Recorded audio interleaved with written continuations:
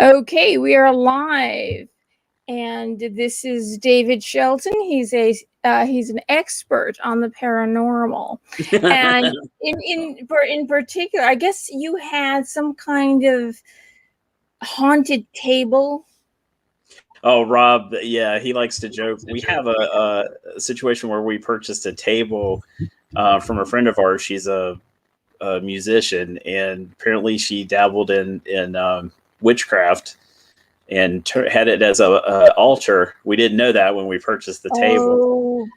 We'd already had some kind of, really all of my life I've had, as Rob will tell you, I've had a lot of issues with supernatural things going on. But one of the funniest things was that with this particular thing, though, it just kind of amped it up. And apparently she had done a lot of offerings on this altar, had magical beads there.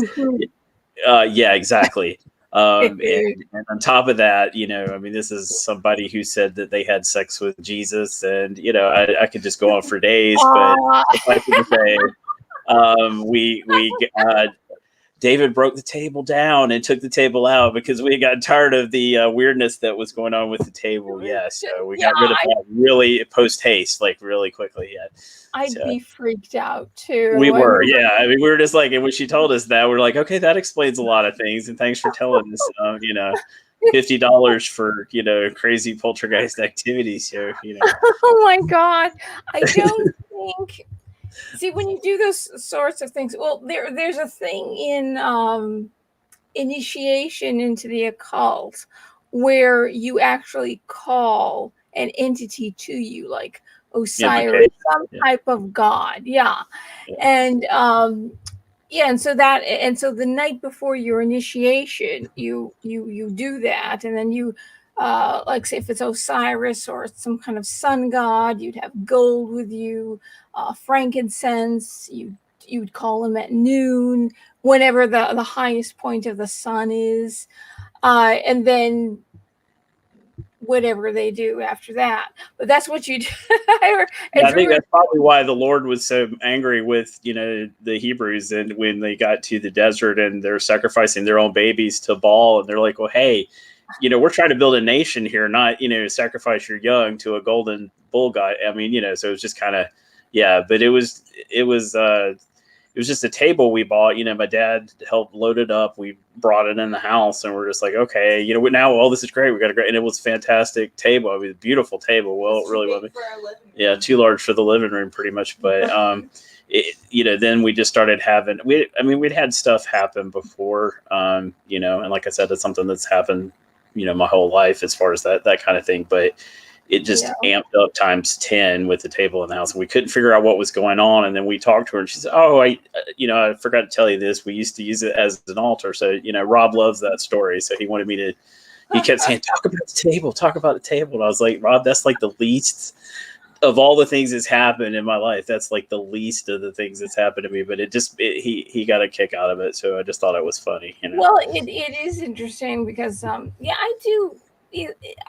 have sensed that there are things like my Aunt Anne. She lived in England for 53 years, and she lived in St. John's Wood. And during the war, that's the street that was bombed. And there's a book written about it. It's called The Street. Okay, it was called The Street That Cried is the name of the book. But she would tell me about all these different paranormal events, that she was cutting up an onion. She had 2 onions. She went out to get more food for dinner. And then when she came back, she had no idea where the other onion went. And that's exactly right. She found it in the cupboard, hovering in a jar. And she, for some reason, she picked it up. She took the jar. She walked over to her husband, who knows that my Aunt Anne can get very flustered. And he was reading the newspaper, and she said he just looked up and said, oh, yes, dear, that's very nice. I don't know what you're trying to tell me, dear, but okay. When is dinner going to be ready? Yeah. So she had the pillow on her bed breathed. And her husband said, "We'll just switch pillows here." And it was she couldn't find the barbecue set, and she ended up finding it upstairs inside of luggage. Wow. Somewhere that a barbecue set would never be. And so apparently she said that, or she'd be watching TV, her and her husband would be watching television, and all of a sudden the radio would turn on blasting. And she said our channels would just randomly change, and like it would just switch to a different channel, and then you would change it back and it would change again. Or one night I went, it was just during dinner, and my girlfriend had washed a large number of forks and spoons and put them in the drawer. She said, "Well, just grab one out of the drawer." So I go over there. There's none in there, and it's like we're looking for them, can't find them. So I go out here into the living room, and they're sitting on the table, just like side by side, like somebody had. It was just this. It just was somebody just. But apparently, they all know how to do the same things. They must all go to paranormal entity school. They've got egg levitation school. Yeah, it's like this is how you scare the humans that are still. Yeah. If you want to get their attention to try to get your point across, and probably what they're going to ask you is like, are you aware that your car warranty is about to expire? And so I don't know. It's funny because you see in movies there's like blood written across the wall or something. It's never like that. I mean, I think I remember one time, right, when I was moving things around. The one that really creeped me out though was I was walking down the hall one night and I just heard a bang, and I couldn't figure out what on earth it was. And I was like, so I went in the storeroom to see if something had fallen, and I noticed that it was a packet of washers that had been sitting on the shelf, and it had gone against the door in the hallway and then down on the floor. So whoever it was obviously quite cross with us for something, but that one was a little scary. And then I think I've had one where I had a Planet of the Apes statue when we were moving. It was a General Earth. Yeah, I know, right? And it was this thing, just to give you an idea of how much of a schlub and a bachelor I was. I don't think I had dusted this particular shelf for like the time since I moved in here, so almost like 15 years. So the dust was like dust wolves instead of dust bunnies. And I'm boxing things up, and I go to take care of that particular shelf, and it's missing. And there's just a clear little circular thing where the base was, where he had been, and I could not find that thing. It was like, yeah, it was. I mean, and that's the weirdest part, was that it was just. It was like it had just been picked up and removed, and I couldn't find it. And I didn't pack it up, and I wasn't tired. I didn't forget it. It was just gone. And so I freaked out. And then, like about an hour or two later, I'm looking all over for it, can't find it. I come back, and it's right back where it had been. And like I said, what I tell Rob is like, I don't really care if people make fun of me when I tell them those stories, because I know, and I know there's people out there who've had the same experiences. Yeah. So it's like at a certain point you just don't care. It's like, okay, have your fun, whistle the X-Files theme, whistle whatever you want, Stranger Things, whatever. At a certain point you just kind of get hardened to it, and you totally expect it. Yeah, my mother just said, well, as long as they're just being playful, don't worry about it. So I don't. Yeah, if they're being playful, apparently. Well, my Aunt Ann said that she believed that there was a child that would just do pranks, and there was something else that was evil, because with the pillow breathing, and and she said a washcloth, she was washing her daughter, and she threw it on the floor. And she could never find it again. It's a very, very small bathroom. There's nowhere it could get lost. And it just totally disappeared. And, I always thought that's kind of weird, but not then she told me the other stories. But there's also, you would know this, her husband, my Uncle Roy, he was granted in the will the family home that was about 500 years old, and it had paintings of all of his family that all the way back. And she wanted to live in the city, so he gave the house to his brother, and she got some furniture from it, and I think the furniture was haunted, because when she moved over here, she bought a condo, and she said she could see like demons coming out of the walls. And she'd explain it to me, and I think she's usually psychic ability runs in a family, and I have psychic ability that I can't explain.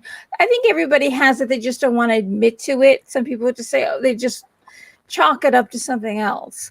But I think if she wanted a job in the paranormal, she could, because I think she was open to all this. And so some furniture came over on the boat from England, and she said she can't sleep in the bedroom because there's the entities in the bedroom. And I went over with holy water and some other things. I forget what it was. And as I walked into the bedroom, there were two chairs. I could see there's two chairs. Very interesting the way they were made and padded, with cushions. Very, very old. Very interesting designs. But I could feel that they were in those chairs. I could feel it. And so I said the prayer of Saint Michael, as well as blessing everything with holy water, and I could feel it. I didn't want to stay in that room for very long, and I remember I slept over her condominium a few nights. I slept in the basement, and yeah, I could feel that there was something there. There's no way I could deny that she was crazy. But the things that she would describe coming out of the wall, and it was almost like she had gotten used to it. So this happens all the time. Uh, but some things got really, really spooky. She really needed to get rid of those. The furniture itself. It probably they say that ghosts don't cross water, but I don't think they were ghosts. I think she had demonic entities, and because it came from a house that was so old, I can imagine that who knows, what happened over the years. And there's so many ghosts in England and Scotland. I mean, those are the places that are really haunted. We think of where's the places in the world that have the most ghosts. It's usually Great Britain. Anyway, there was okay, starting off, what I was thinking was that because of the evil, there's evil that's growing in the world, because people are just crazy. I mean, we've seen people, they're in the streets doing all sorts of things. And at first it was the women with the pussy hats on their heads. Why would people do this and lose their self-critical awareness, not be able to see how crazy they're acting, screaming, throwing fits? It's almost like there's an evil unleashed on the world, and it's like it was up on the dial, but then all of a sudden it went up all the way. And then just your police officers letting Antifa was doing their shenanigans. There were shenanigans years ago, 4 or 5 years ago, and police would just stand back and let them do it, as if they must have been told, just let them do it. Whatever they want to do, and terrorize people, block highways, throw all sorts of terrible things at people. It seems like where these people in the old days would have been locked up in a nut house. or they would definitely be in jail. But somehow they've been given license. It's like the powers that be have given them license to Well, do there is all the this. loosening that occurs. Like, I mean, it's like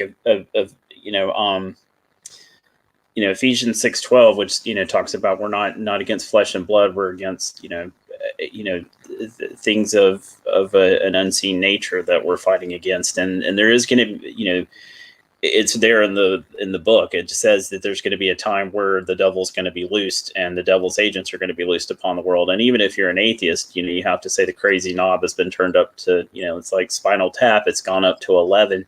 Right. I think a lot of that comes from their. You're dealing with people who, not to say that there aren't good single parents, not to say that there's not.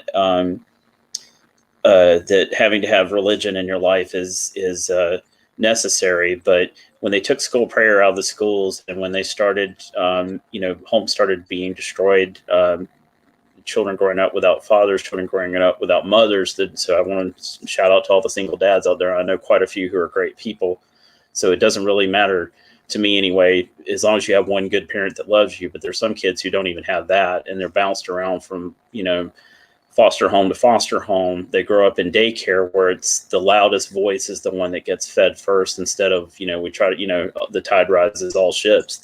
These kids, they're taught from day one, competition, cutthroat. And then we slap phones in their hands and they don't learn any idea of history, where we came from as a nation or as a world.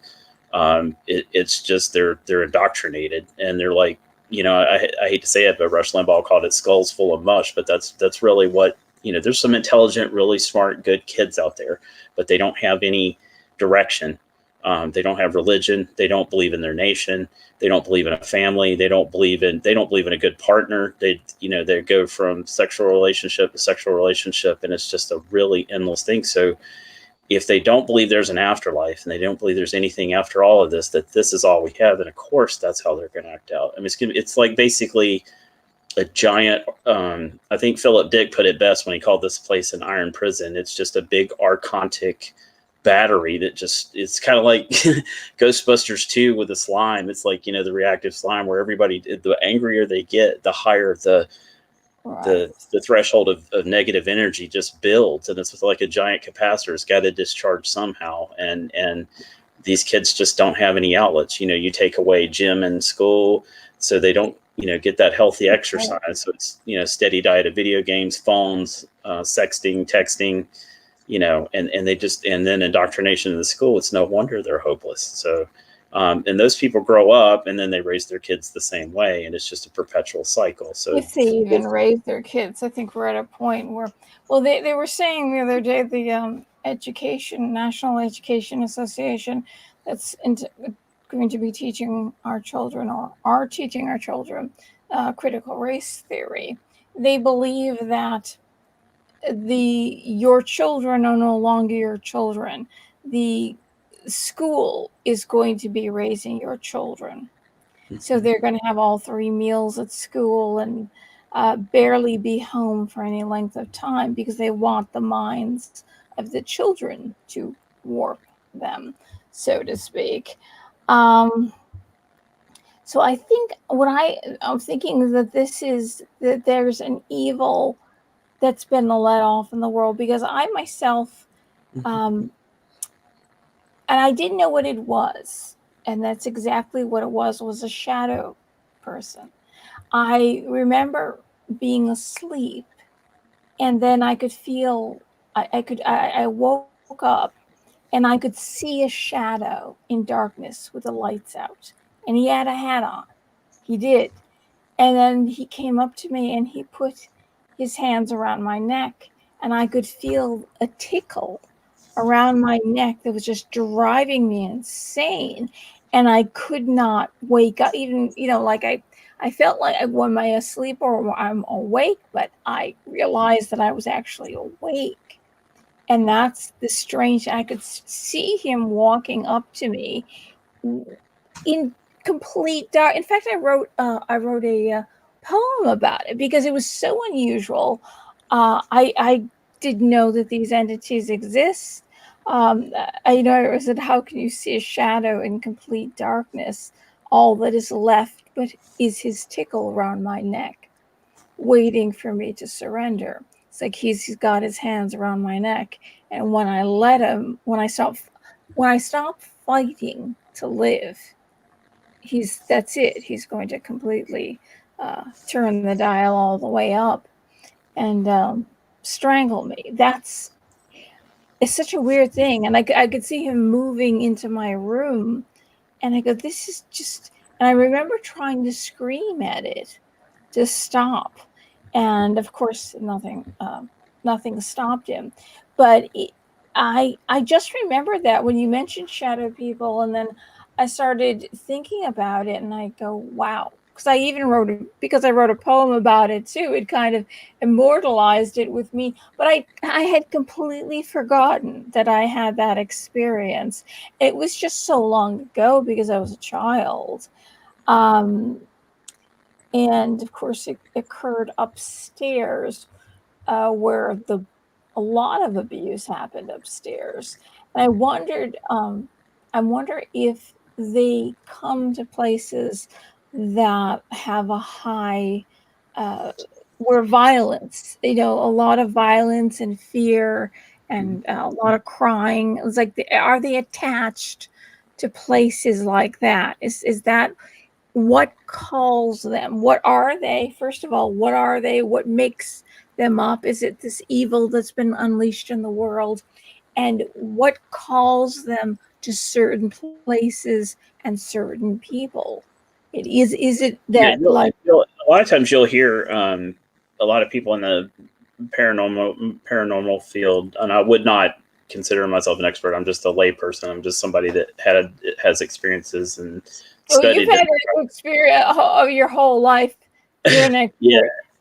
Somebody All like, I these think people. Heidi Hollis is a lady that's covered. She's written extensively on shadow people. I've never read her stuff, but I've heard her on Coast to Coast and other programs. But I know she's somebody that really isn't an expert. But the parasomnias is like a group of sleep disorders that, it's like sleep terrors, sleepwalking, nightmares, sleep paralysis, hypnagogic hallucinations. And psychologists and sleep studies and specialists, they try to say, this is because you're in a hypnagogic state, you're in transition from waking to sleeping. And of course, you're having night terrors, but these things have been written about since the parchment was ever created. We've had incubus, succubus, selkies, little people. And the man in the hat that you mentioned is really something that has been a real source of terror for people, because he's been written about for ages, and they're just now starting to, forget the creepypasta stories and all the things that online that the kids are writing. There's been real historical record of this being for a very long period of time, and it's probably a lot of times when the shadow people appear, they're multiple different types. There's mists. There's the kind like I have, which are real skinny, thin, almost wispy shaped, grayish ones. There's the ones in the hat. There's ones in cloaks. Some have red glowing eyes. Some don't. There's, and I remember the first time that I told somebody about, when I had seen one, and I was just trying to talk to somebody to try to make an understanding of what I'd seen. And it was really upsetting to me. There wasn't anybody that I could talk to about it. And it would take, decades later, like that happened in like 85. It was like decades later, when I had access to the internet, and I started learning about pareidolia and apophenia and how your brain tries to make sense of shapes and objects. Because, with pareidolia, it's basically a visual. Your brain is trying to like, it's sort of like when people see the Mother Mary in a potato chip or the man in the moon. It's like your brain is trying to make sense of senselessness. But that's not what this is. The experience that you've had, the experience that I've had, mine came when I was fully awake. I was not asleep. And I was fully cognizant of what was going on. It just peeked in for a moment, looked right at me, and popped away. And I honestly thought it was my dad, because I literally, this was my childhood home, and I just went, Dad, because I thought he was trying to check up on me, staying up reading late or listening to my Walkman too loud. That's dating me right there, Walkman. But that's what I was doing because I just couldn't sleep. I was not sleepy. I hadn't fallen asleep, So this is something that I was trying to. I didn't even have time to be afraid. I mean, and it's like, but I think you're 100% correct, because I think they're called ankle biters in the paranormal world. They're basically what they call bottom feeders or ankle biters. They're entities that feed off of fear, pain, sadness, despair. They are attracted to places where death has occurred, mass death has occurred. And they often come in the middle of the night, probably because that's when you're most vulnerable. And there's a lot of theories about shadow people, tons. I didn't even know what I had seen. I had no idea. I thought it was a ghost. So that's, so I didn't know. But I eventually found out that there's a whole entire multiple categories of creatures that exist that people believe exist, depending on your views, that they come to people in different states. But I think that shadow people come at night when you're most vulnerable, because your guard's down and you are in that vulnerable area, and that's where most of your energies, where your fears and your insecurities comes to the forefront. So that's, I think, basically what they are, is just basically they're like leeches. They just come in the middle of the night and draw off that energy. I think they're demons. That's my personal belief, because I'm a Christian. But I think that they're, people have said they're cloaked aliens. They're interdimensional beings. They could be time travelers that are wearing cloaks because they just want to, watch people and see what life was like that period. They've said that they're, that they are just beings that are there to observe us. Some people have said that they're, when you have an astral traveling session out of your body, the old silver cord that they speak about in ancient books, where you eject matter out of your body, soma, a living body, out of your core of your nexus into the universe to travel astrally at night when you dream. And that what you're seeing is you woke up before it dissipated. But when people are being choked by these things, or they're wide awake and being assaulted or terrified of them, then I 100% believe that what you're dealing with is a demon. And that's fine if you're an atheist or an agnostic, you don't believe in these things, but that's your primary protection. If you're somebody, that's facing these things, is God's power. But if you don't believe in that, then you're wide open to that. And going back to, I hate to do a Jen Psaki here, but circling back to what you were saying earlier about the craziness and the weirdness in the world right now, when people are empty like that, then it's, nature abhors a vacuum. It's going to absorb, basically you're dealing with a possession energy, and, you may not know it, but, people have just stepped out and something else has taken over. And that's why you're kind of seeing the horrible crimes that you're seeing, and the apathy. That makes absolute sense. And the cooling of emotions and the nastiness that you see in the world, because people just don't have those defenses anymore, because they don't believe, they don't care. And I think that primarily is, these entities have probably always been here. They've always been with us, but we just never noticed them. And I'd like to say that mine, I didn't feel danger, that I was in danger. I didn't feel that it was threatening me. I don't know what it was, to be honest with you, but that's what I call it, because that's the term that people give it. And it literally was the opening of the door for me into the paranormal. I mean, I'd sort of been interested as a little kid, Scholastic book series, Ghost, and, and I loved Halloween, all that stuff. But that was the first time in my life that it really, I wouldn't say that it wrecked me, but it changed my worldview. It's like I would go back to school and all my friends are loading weights on in the weight house, and they're talking about girls and that hot girl. And, I got my car fixed, and I'm sitting here thinking, I had something peek in my room and I don't know what the heck it was. I can't talk to anybody about it. I'm going through puberty. It just sucked. It was just like, there's nobody I can talk to. So I made a promise to myself that when I got, when I started having all these things happen to me, it's like I said to myself, I'm going to be that person, you know. I hate to use the cliche, but you know, it is Ghostbusters. We're here to believe you. I'm totally glad to listen to anybody, and I've been able to help a number of people.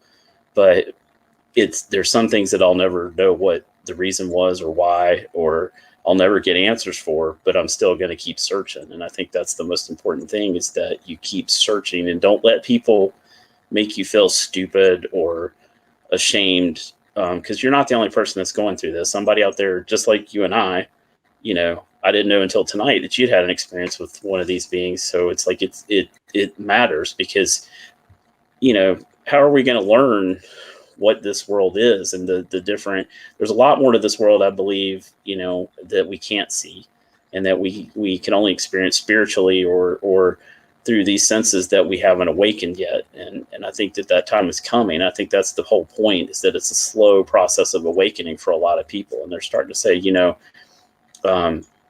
it's like the Tic Tac UFO thing. I mean, I remember when I told people that one friend, who happened to be I thought at the time was my absolute best friend in the world. And he just said, yeah, man, that's, you probably don't want to tell anybody that, you know.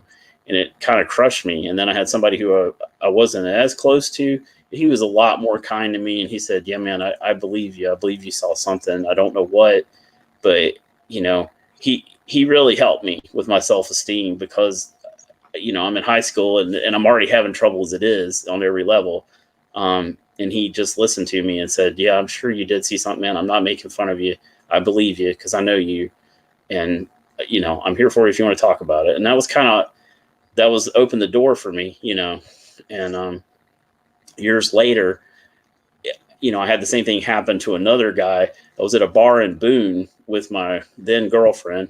And this guy, everybody kept saying as he was leaving, you know, say, hey to Bigfoot for me. And they were being really nasty to him. And so I asked him, I was like, what is that all about? And he just, you know, it's like, F you, told me to go away. So I was like, all right, man. And, you know, cool. I was just, you know, trying to find out and ask you, you know.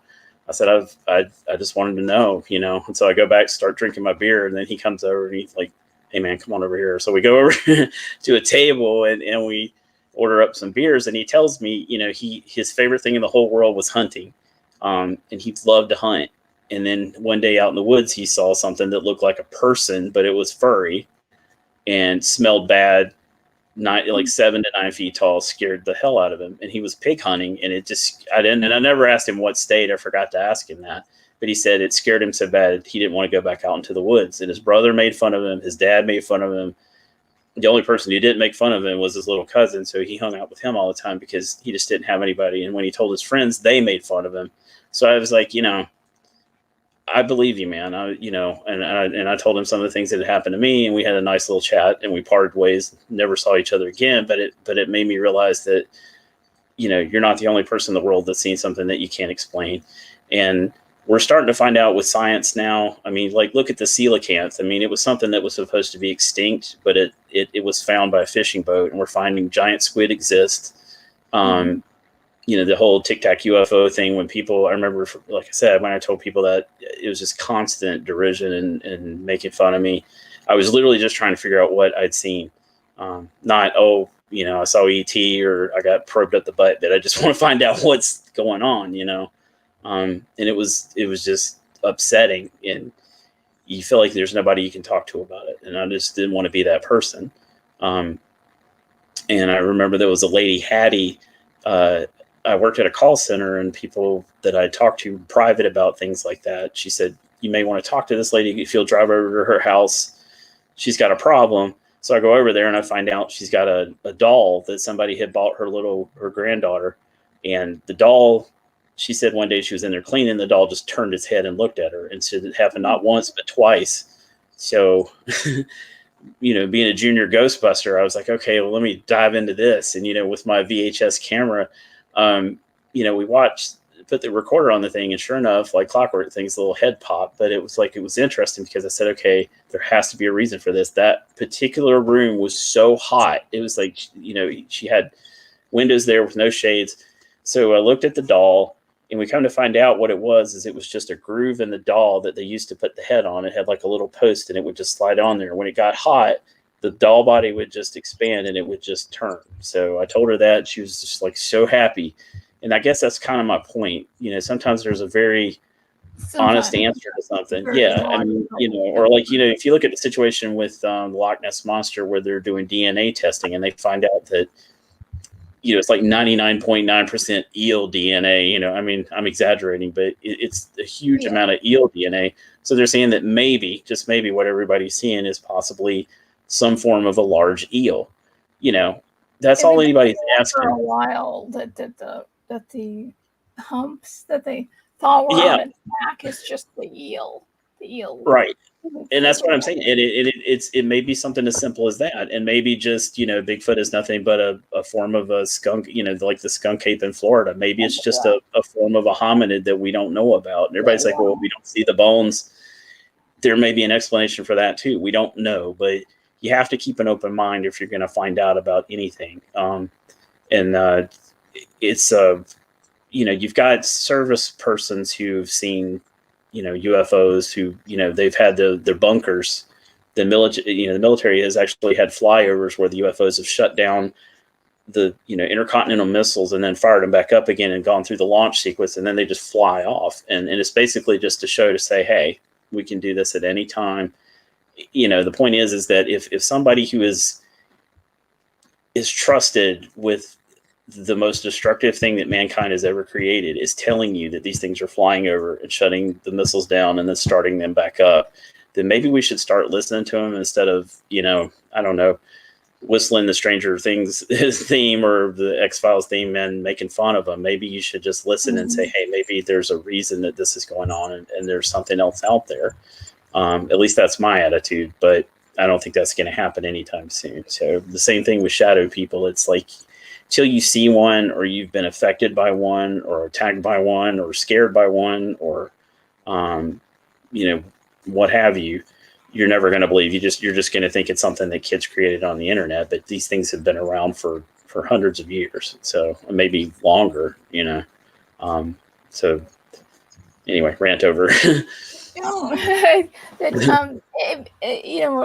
being a child, not knowing anything about this, even though children will often watch something on TV that they shouldn't watch because it's scary, then you go to bed, then you're really scared. But I never heard anything about shadow people, or let alone Hat Man. I couldn't explain it, and I'd never heard of it before, and I was awake and I saw him, and he just very gently put his hands around my neck.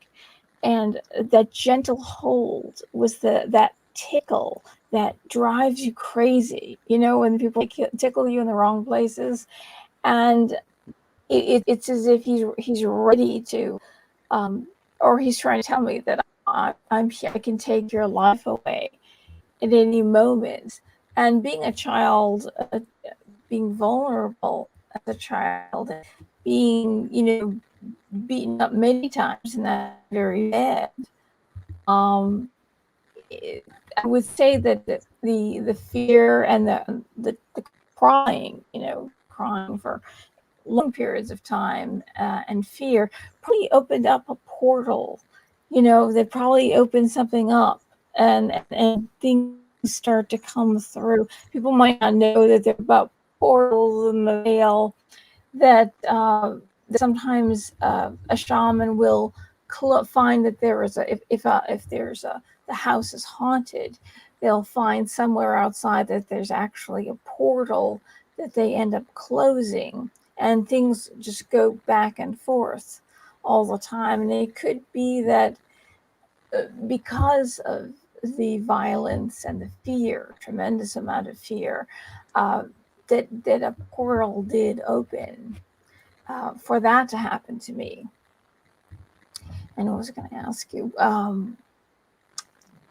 do you have any sense, maybe they're demons, but they're demons with a purpose? It's almost like we read about demons and what their job is in many forms, but this is kind of unusual. These particular, what would you call it? We call ghosts. It's not an apparition, but this particular form of a demon I've never read about, and I kind of wonder what's happening in the world that they've adapted themselves to interact with humans on this level. It's a little bit different than what we usually think of what demons will do. And, you remember in the Bible when or in the story, a lot of times when angels would appear and they were from the Lord, they would say, "Be not afraid." There's a reason for that. When an angel showed up, usually in those contexts, it was because they were getting ready to, for lack of a better word, Sodom and Gomorrah everything and destroy everything. But it was also because at those times, I found out a really interesting fact is that Jordan was named for the word Yardeen, which means to descend, because back in that time, there was so many sites of balls of light, shimmering auras that would come down to the ground, and people would talk about demons that had walked among them. But they called them jinn, genies, jinn. in Arabia, Jinn were supposedly prior to anything that's ever been created. And I had kind of again, I hate to use this word, but a paradigm shift in my religious views, because I'm kind of like in a weird area right now, because I believe in archontics, which is basically, not to go L. Ron Hubbard here, but it's basically archons are entities that are lifeless. They don't have any, and I'm only going to use that word one time because it's always said that you say that it gives them power because it means rulers. It's Greek for rulers. We call them A-types, my girlfriend and I, because it doesn't give them that power. They're basically, the old saying is with Gnostics is that when the universe was created, there was two types of energy, male and female. And the feminine aspect of that energy wanted to create something. Sophia Pistis is what they call it. And Sophia breached what they call the galactic core, which is where we reside right now, and created material reality. And I know that goes against the grain of what people say of the creation saga, but the curious thing is that when something penetrates into a void, like say a bullet going through ballistic gel or somebody diving into the water, what you'll notice is that it creates a toroid or an apple shape, which I thought was really interesting. Or when a plane goes through the sound barrier, it creates that kind of apple shape. But what happened is that Pisces Sophia wanted to create something to please the Almighty, the Godhead. And what happened, however, though, is that she realized that she shouldn't be doing that and retracted. But what happened is they call it Enoia, which is thoughts or living energy, was placed into the material world, and it created the archonic beings. Well, these beings basically set up house and said, you know what, we're God. So you had the one being that established itself as God, without realization that there's actually a one true God to all things. And this being then created a whole bunch of lesser other beings. And these beings then basically they're parasites. They're like astral parasites. They live and feed off of energies. So what I think is apparently that at some point these beings, and some people say it was during Noah and the flood, if you believe in the flood theory. And I've had that argument with Christians too about the whole thing with the Epic of Gilgamesh. I don't know if anybody's ever read that out there, but it's literally Noah's story. The only difference is it's written well before the Bible ever came into being. And I get a lot of attacks for that. Oh, you're an atheist. No, I'm just telling you historically it came to the Bible. We have the cuneiform tablets. It's one of the earliest written things ever. I mean, in human history, but it's like cuneiform. But the thing is that it's literally the myth of the Great Flood. But apparently these beings are still with us, whatever they are. And I think that they take different forms. And, one year it's little people, in Ireland, it's little people, it's the leprechauns who, have taken on a cute and humorous meaning, and they sell cereal, Lucky Charms and stuff. But in the old days, you didn't walk in the woods alone because people were terrified of the little people, at least in Ireland. And then you had, and that they were evil. yeah, I mean, or you have in Germany the Kinderstood, which was the spirit of the forest, which if you didn't pay homage, then it would take your children. You have, so many things throughout history, that the Onakaya, which in Japan, which was basically if it didn't offer enough offerings to the village, it would come down from the trees and strangle you with its arm hair. I mean, it's like there's so many different things throughout history. But what I find really fascinating is that there's certain things through history that match up and that are similar. And one of those things is that these night terrors that would always, human beings, and I'm sure that a lot of neurologists or people would say, oh, well, it's a condition of, you're compressing your spine or you're not getting enough air, you need a CPAP, whatever. But I think the hard reality is that at night we're vulnerable because no one really knows why we go to sleep at night. No one knows why we have REM states or dreams or, deep sleep, but it's almost sort of a processing download for the biological wetware that we call our brain. But I think there's also spiritual energies at work too at night.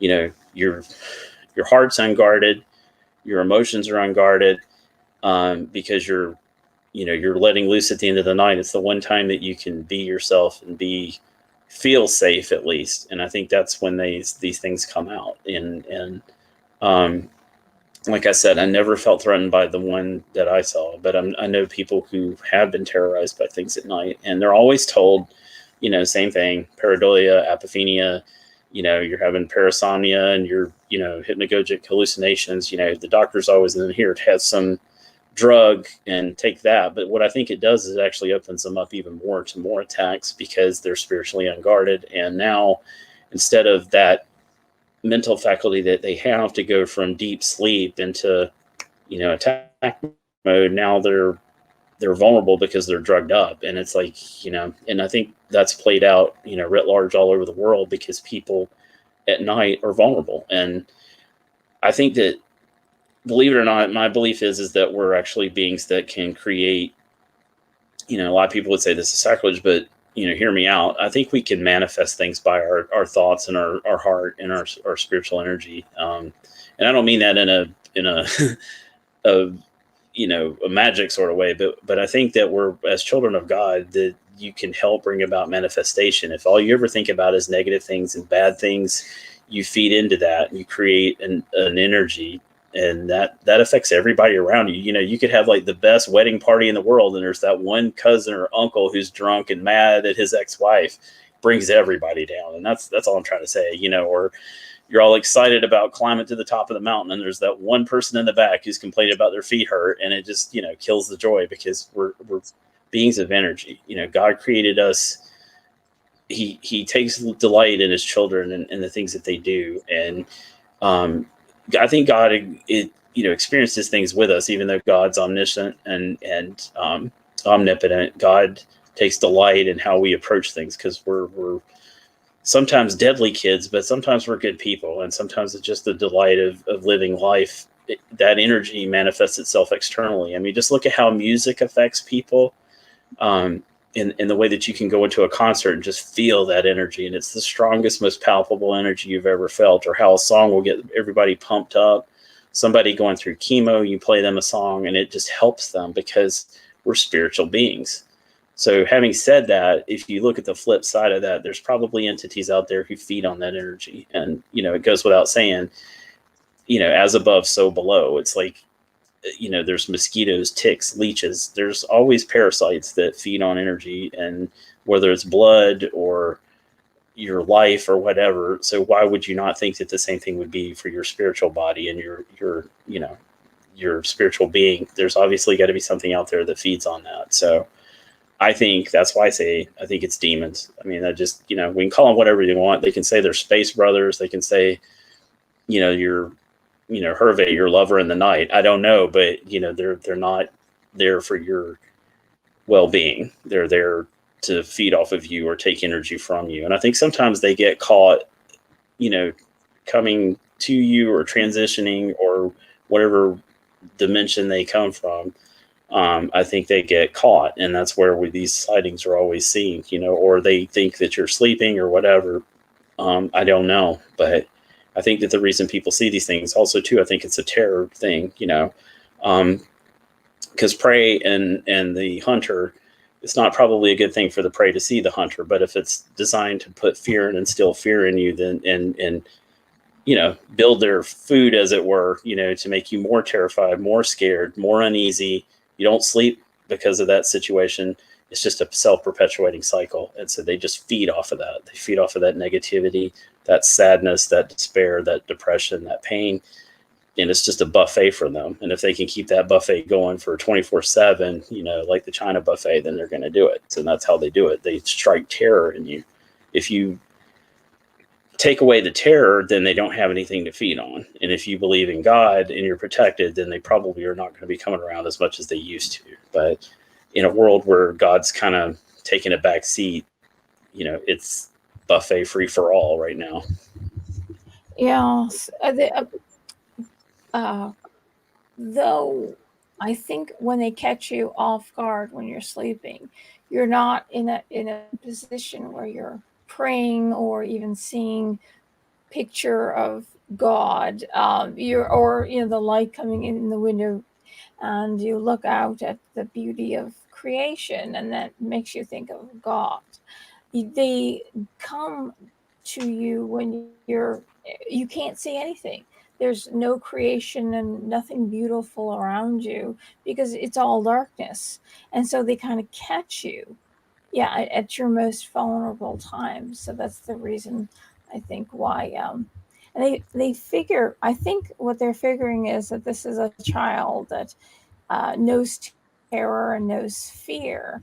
And the more scared I make her, that she won't even have a moment's rest, we can drive her insane or drive her to the other side.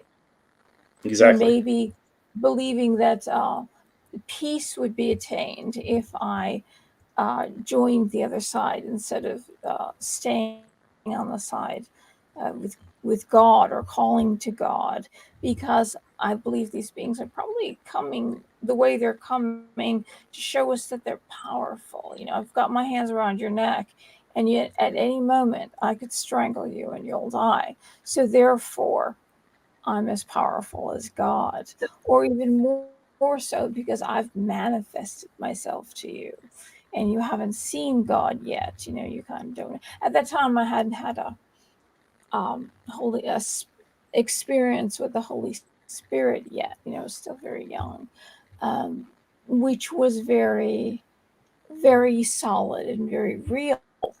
And until you have that experience, do you realize that it's true. You don't have to. You open your eyes and you don't see anything, but you do feel the Holy Spirit in a very solid way, almost like the Holy Spirit is made out of a wall or something. That's solid like a wall.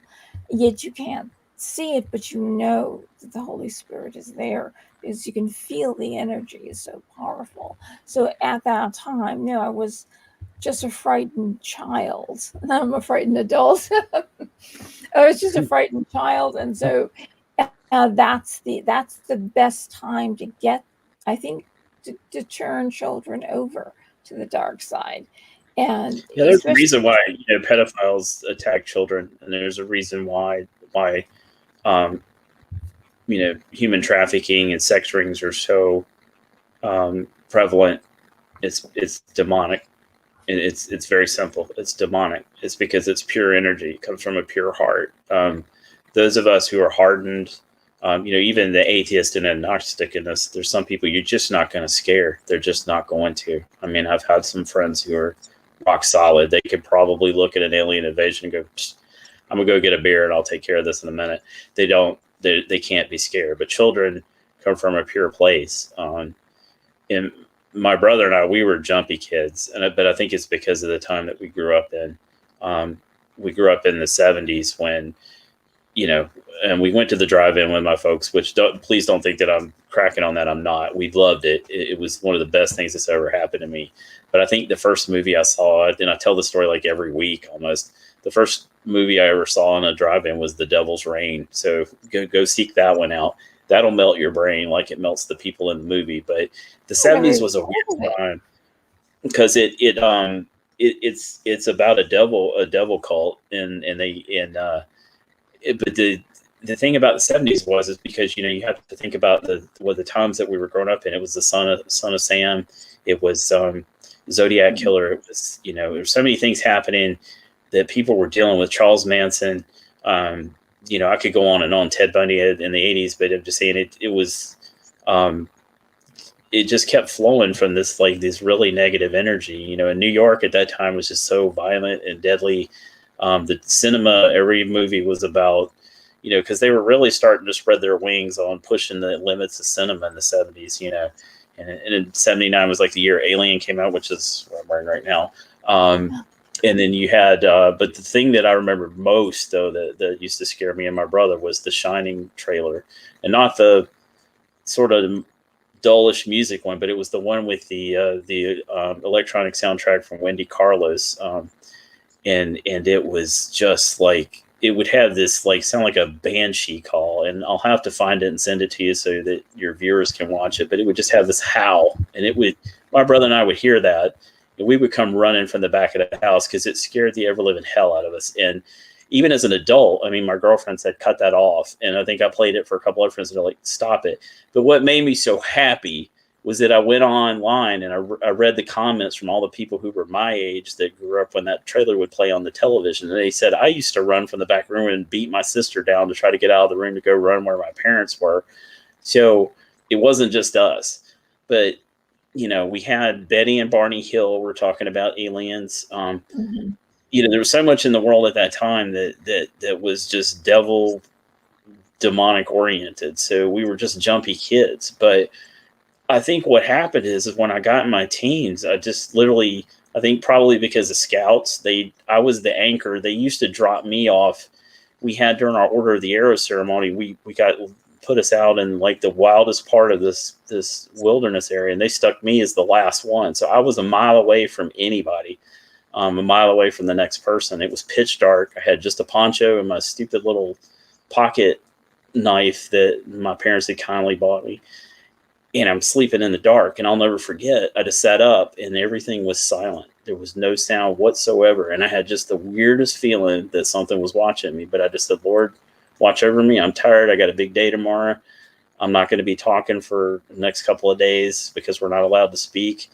And I just went to sleep, and it was one of the best sleeps I ever had. And I think from that point forward, I just changed as a person. I didn't get scared at things. So it was kind of weird that a couple of years later, when this thing poked its head in my room, I didn't have time to be scared. It just happened so fast. And it was but I didn't imagine it. It was real. And it's but I regressed to being a kid. It's when I went to go look for it, because I honestly thought it was my dad. I thought he just didn't answer me. But in my mind, I knew, I was this isn't him. And I threw my covers over my head like a little kid, and then start making the perimeter rounds trying to figure out and find this thing, which is the stupidest thing you could think of if you're really trying to get away from something. No. But I think what really put the fear of God in me was when I went back in the room and I very quietly, because I was scared of making my dad mad because he had work the next day. And I said, Dad, and I heard him snoring, and my mom was in bed next to him. And then I checked on my sibling. They're all in bed. And that's when real terror started hitting me, because I was I don't know what that was, but I don't think I slept a wink even when I got to college. I didn't sleep after that hardly for years because of that event, because I wasn't really scared. I can't say it's scared, but it was more along just an unease of this thing was looking in on me at 3 a.m. What did it want? Why was it doing it? What was it? And it's like you said, it wasn't until years later, when I had access to the internet, I'm there's other people out there who've had the same thing happen to them. And I said to myself, well, heck, what else, in my life that I've seen that other people.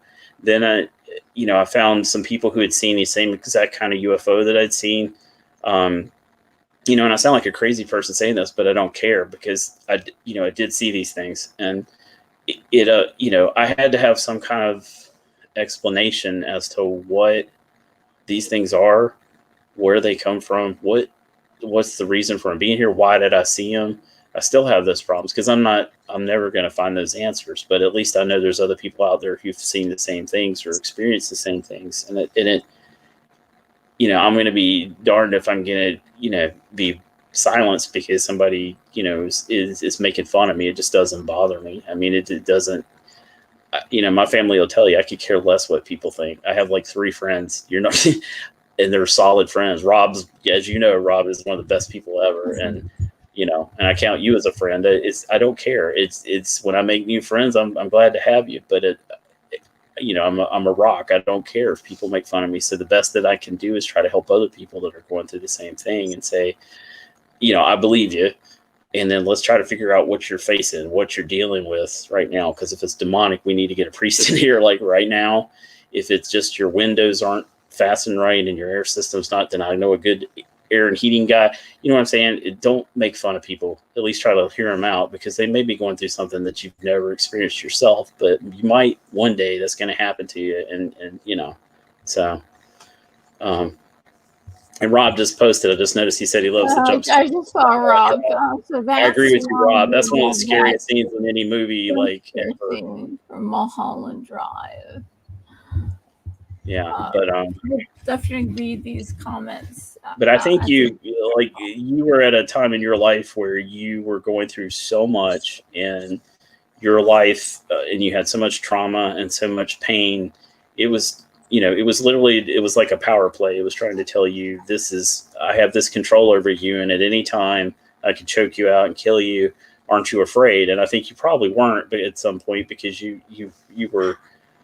I think the human mind is a lot more flexible than demons give us or the darkness gives us because I'm not saying that everything isn't terrifying because there are some things that are truly terrifying, demonic possession being one of them. But I think it's when you're facing something like that, eventually you're like, okay, I'm a warrior. Okay, I've dealt with this. I'm going to push forward.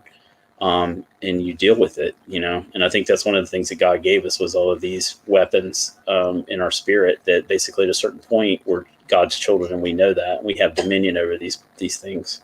And that's a boast, especially when you're dealing with something that says it's legion, but you can't be afraid because God's on your side. So, and with God, you can move mountains. And so there's no reason to be afraid, but at the same time, don't take things lightly. Yeah, I've had a lot of I could talk for hours on all these subjects. I'm thinking that it's probably us that even wanted to bring me over to the other side, or I think they really want you to commit suicide. I think they really do want to push you. They know that you're close to it. Because life is so horrible and you're so sad. And I think they're trying to push you to the edge. Oh yeah. That's what it is. It's degrees. I don't know if you've ever seen or read the book by Neil Gaiman. It's trying to think of the name of it. What is it, honey? Good Omens. Thank you. I'm so glad she was here to tell me this. Good Omens. It's I think it's by Terry Pratchett and Neil Gaiman, but it's or maybe just Neil Gaiman, but it's a really good book because there's a line in there where one of the demons says that, they ask him, how do you get the most souls? And the funniest part is he says, well, you wouldn't believe it, but it's traffic lights because it causes them so much frustration, and it's the little things that they do. And it's like paper cuts. It's like every little bit of things that, yes, and I think you're totally right. Eternal separation from God is their end game because in hell you're eternally separated from God, and that's all they know. You have to understand that we're multi-dimensional creatures. So a lot of people think that when they say we're in God's image, that it means I don't know. I hope not, because I don't like looking at myself in the mirror every day. But no, what it means is we're multi-dimensional creatures. God created us we're not just this simple, I hate to go all Yoda, but we're not just flesh and blood. But the powers that we're fighting against are the same. They're multidimensional. And I think that if you don't believe in that dimensionality, you don't believe that there's an afterlife, and that despair is so powerful. Like, you're like, there's nothing here for me. There is no God. He's abandoned me. I don't, you just get to the point where what is there to live for? Sex, drugs, that's pretty much it. That's pretty awesome. Food, there's only a few things you can live for, but you might as well live for those while you can. Grab as many puppies and kittens and hug them while you can. I don't know. But my point is that at some point the party runs out, and that's what they want. They want you to give up, but if you believe that we don't die, that we live on eternally on the other side, then, then they can't take that away from you. But you still have so many spiritual battles that you have to fight. But like you said, I think they're trying to drive you away from God's light and to put you in so much despair that you kill yourself. I think you're totally right, because that way you're easy pickings. You've already given up at that point. Yeah, I was told by a woman who does past life regressions. She said, never go into a bar or into a funeral home, because she said that you have so much light coming off of you that these dark entities hang around those places, and they want to go to the light. They realize they've missed out on it, and they want to go to the light. So when they see you, they see that you're very close to the light, so they latch onto you like critters.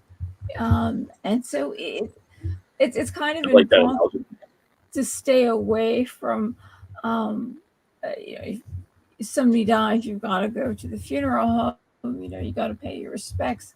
So it's one of those things that I've always felt that I could feel that energy come on me. I could feel how heavy and dark it was. And it's like you can't clean yourself off enough. They say that's one of the ways shamans insist on, and also it's biblical too. The mikvahs, taking the ritual bath to clean off impurity, that the water itself washes off a lot of things, washes off a lot of darkness. So it's kind of doesn't. You can bop about the world, and you can bop about the world throughout time. And some of the ways of getting rid of these entities are similar in all different religions. I know that right here, I've got this huge picture of Saint Michael, and he's got a spear, and he's standing on top of the devil. And I had enlarged prayer cards with a medal in it. And I had them enlarged, and I gave them some to my aunt to help her. And I used to have one in this window. There's one in this window, one there. I used to have them over the doorways because I was so sensitive to negative energy. And you're empathic. You're an empath. And people, I try to explain to people that, that we are, of course, we are energy, but when somebody walks into a room and they are, their intention is evil, or you can feel it, like the energy of the room goes down, because some people don't understand that we are energy, and that these things exist. Or somebody who always tells jokes and is always lightening the mood. When they walk into the room, you feel everything go up. And so we have the power, without saying a word, to bring the energy up or the energy down by what we think and what we're feeling, what we're emanating to the world. So you have the power of changing your situation too, by just thinking differently. And what's that line from Paradise Lost that says the mind is in and of itself can make a hell out of heaven or a heaven out of hell? That's exactly right. I mean, I love that book. And because it's like we've both been saying, everything is energy. We're energy beings. I mean, and for people that don't believe that we have that, that bifurcation of the soul, that we have a spiritual body, the soma, all that. I mean, if they don't believe that it exists, that, it's just the physical.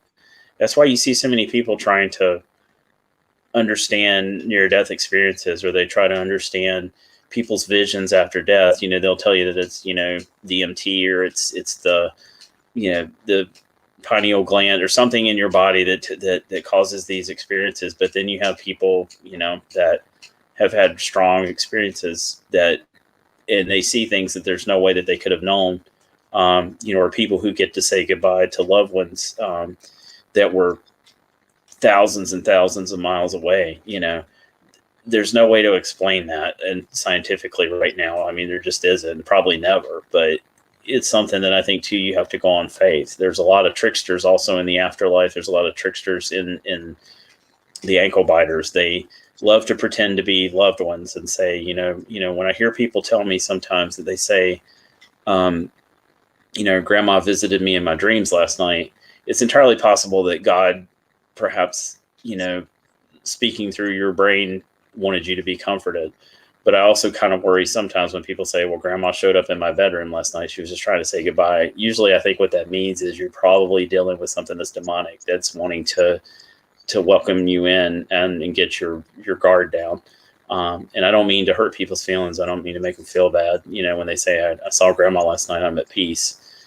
I don't say anything usually, but I in my mind, I'm thinking that house somebody has something in that house that's gunning for this family. And so it's like, I keep an eye on those families a little bit closer, because I just, and that's, one of the things that I think that sucks, because my brain is now changed on how I used to think when I was a kid, because I'm also a Christian that, a lot of people get really angry at me for this, but I believe in reincarnation, because there's just so much, and people tell me, that's of wizards and demons and warlocks, and you're messing with it. But I mean, the thing is, but I mean, I start to look at some of the studies of Ian Stevenson or Jim Tucker, and these kids don't really have, they don't really have, they're only looking at it from a scientific viewpoint. They're not looking at it from a, I'm trying to sell books. They literally don't have any books. It's just data online through their universities.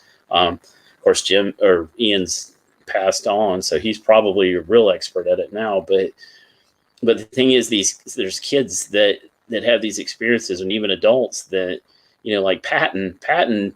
I remember reading a story when I was a kid about Patton would tell his driver where to go, in the Parthenon area, because he already knew where he was going, because he said, I'm a reincarnated warrior. And then you have a little girl in Greece who told, her family, I married my husband in this particular place, and this is where, I met him, and it's at this bathhouse, and they were like, there's no bathhouse in that village, and there's nothing but dirt. And so she took them to the spot.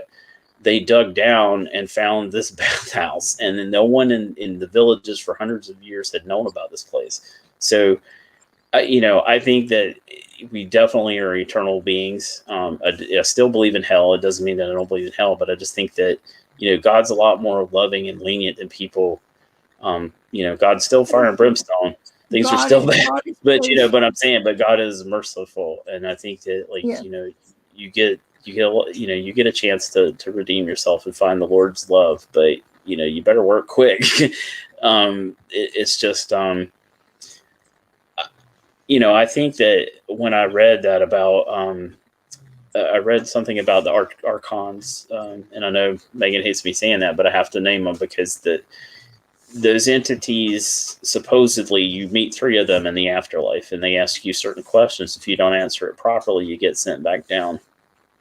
Whether that's true or not, I don't know. With that Monty Python and the Holy Grail. I know, but yeah, I mean, it's like, but also too, swallow a stone.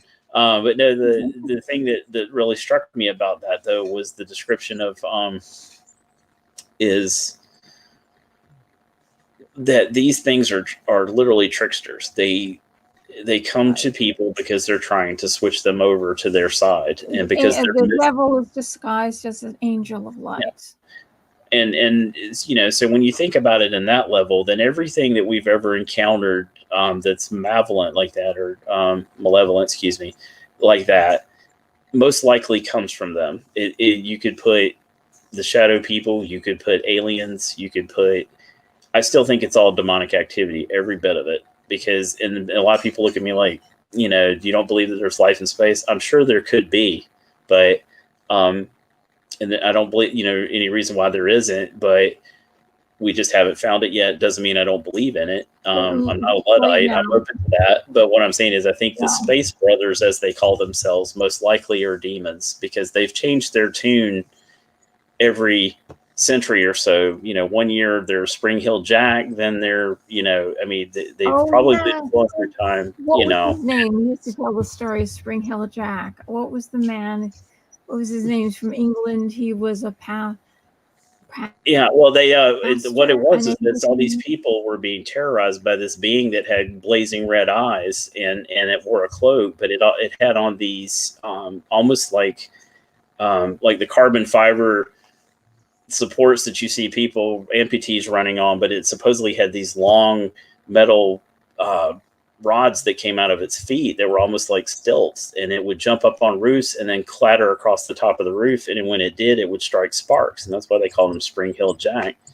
But this thing terrorized England for like ages, and nobody knew where it came from or what it was, and it just disappeared one day. And but I just think that a lot of that probably, again, is just these same beings. They probably just love driving terror into people's hearts and making them scared, and then they just feed off of it, and the best way to do that is, circling back, Jen Psaki, I'm going to circle back, but circling back to children, is because they're a pure source of terror. I mean, little kids, they rely on their parents, they rely on their neighbors, they rely on people to take care of them. So, if they're in a broken home, or if they're in a violent household with domestic violence, or, they're in a bad situation, then these things just show up like leeches and just feed off of these kids. And these kids grow up to be broken human beings. And it's just sad. But that's what they are. They're demons. They just feed off of people's energies. Yeah, there was once somebody told me. Actually, I began teaching him to be a shaman, because I used to teach all those things, and then he went on his own to South America and learned some shamanistic practices from one of those tribes that doesn't have anything to do with the outside world. And he looked at me and he said, everything that you've been through in your life, he named them all, my life experience. And he said, either you should be a drug addict, a prostitute, an alcoholic, or committed suicide. What? Because he had his PhD in psychology. I don't know why you're still alive. I don't know why you're here, because someone like you really should have, usually would be a drug addict by now if they hadn't killed themselves already, or a prostitute or something. And I go, well, I've always had this relationship with God ever since I was a child. My mother didn't speak for the first 3 years of my life because her mother was dying. In fact, in this very room, mother was dying, and she died 4 days before my first birthday. And then for the next 2 years, my mother said she couldn't speak. So I was a little baby that was basically left alone, and I would look inside. And the interesting thing is, I just found out that there's a practice, Christianity, and I forget the name of but it's a mysticism. And apparently the monks put their head down and put their chin to their chest. And I realized that if I want to have a mystical experience, what I do is I take, the third eye is right here, as if inside I'm turning that eye downwards to look into my heart. And it's interesting. These monks or these mystics have been doing this for centuries. But I think it's in uh, the Greek Eastern Orthodox Church. That's the way they do it. And so I was left alone. So I just looked inward and started to meditate. And I could hear a man's voice telling me things, and I would see visions of the universe. I used to see stars exploding and galaxies and everything that I didn't know anything about as a baby. And I don't even think they had pictures of those things yet at that time. So there's no way. And then when I see the pictures, I'm like, I'm very familiar with all this. And I would hear this voice every day. But I was just a little baby that would and I just listened. And I knew, for some reason, I knew one day I wouldn't hear this voice anymore. And I knew that it was, I felt it was God. And being a baby, how did I even know about God? It's very weird that I was very aware about more things than a child would be aware of. I was completely aware of everything, and also language. The adults know all the words. I knew everything. But my mother wanted me to speak in baby talk, so I would speak to her in baby talk, and then I would shut the door and start speaking like an adult because I was afraid I was going to forget how to speak like an adult. But I remember going to bed at night, and I would put my face on my pillow, and I used to see this geometric flower spinning where your third eye is. Of course, now I know it's the third eye. I didn't know anything. And so I would hear this music playing, and then I would go to heaven. And then one day I kept trying to play that music in my head, think about that flower, and it stopped. One day it stopped.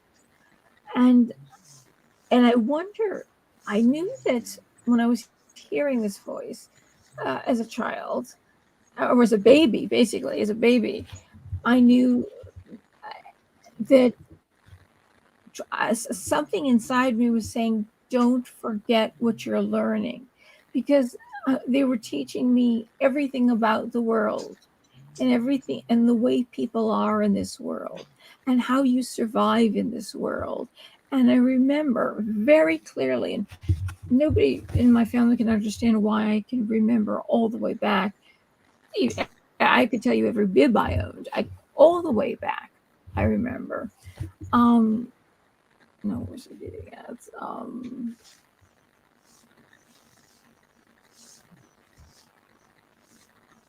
But I remember saying to myself, I don't know why, being a baby and remembering all this is really very strange.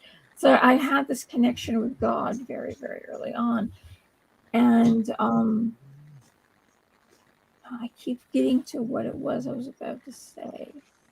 And I keep forgetting what it is. I know that feeling. It's weird. Maybe I had fallen asleep earlier. I didn't sleep last night, so I had fallen asleep earlier. I said to myself, remember everything you're being taught. Remember every word, because one day it's going to stop, and you will never hear his voice again. I don't know why, as a baby, I knew that. It's just completely. It's. I think it's completely strange.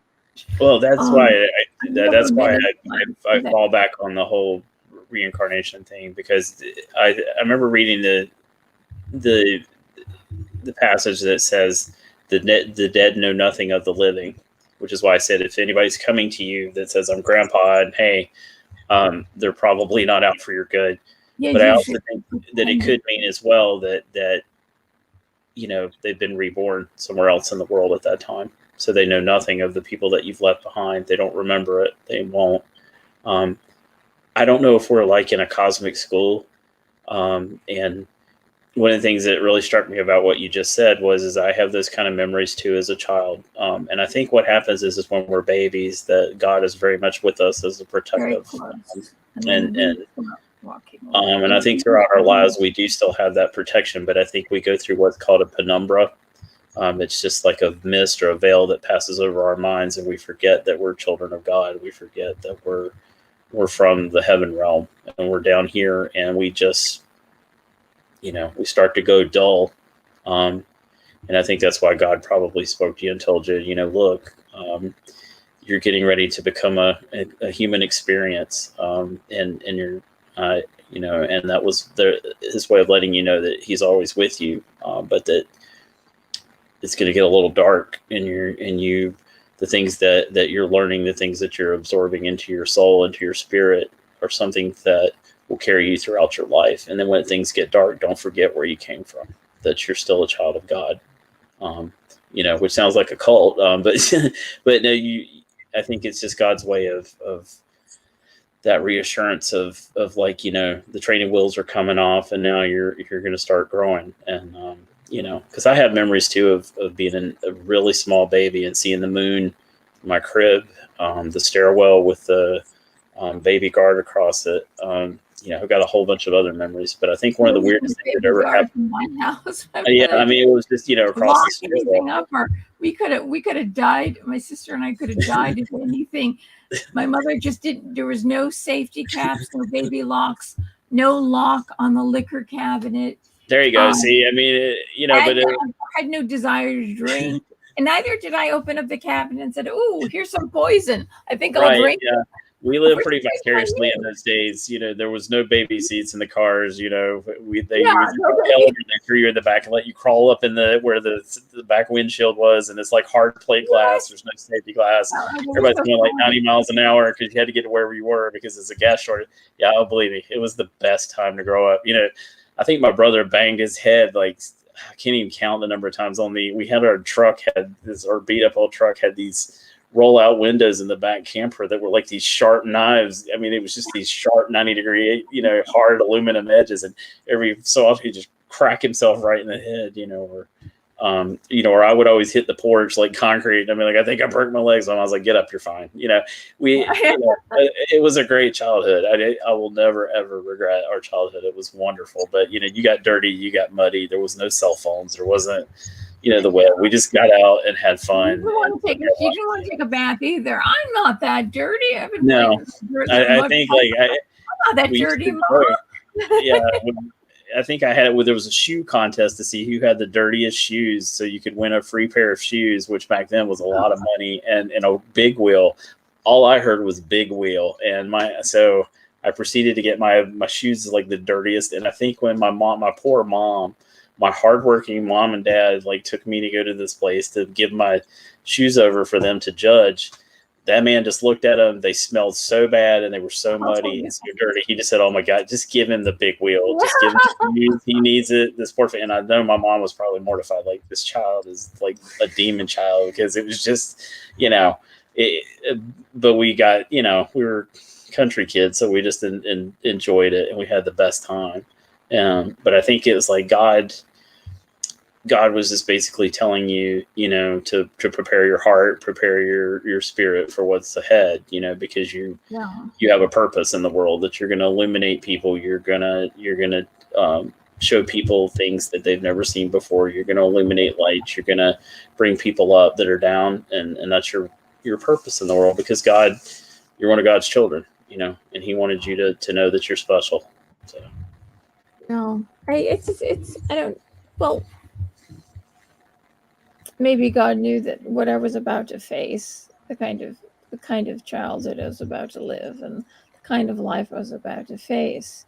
Yeah. And it despair, and then you go through the period of you're no longer that close to God. Like, you're born, it's like you're in Eden. It's like Eden is, God is right there. There's no veil. And then after the veil is put up, you even doubt that God's there. You doubt that God hears your voice. You feel helpless. Mm-hmm.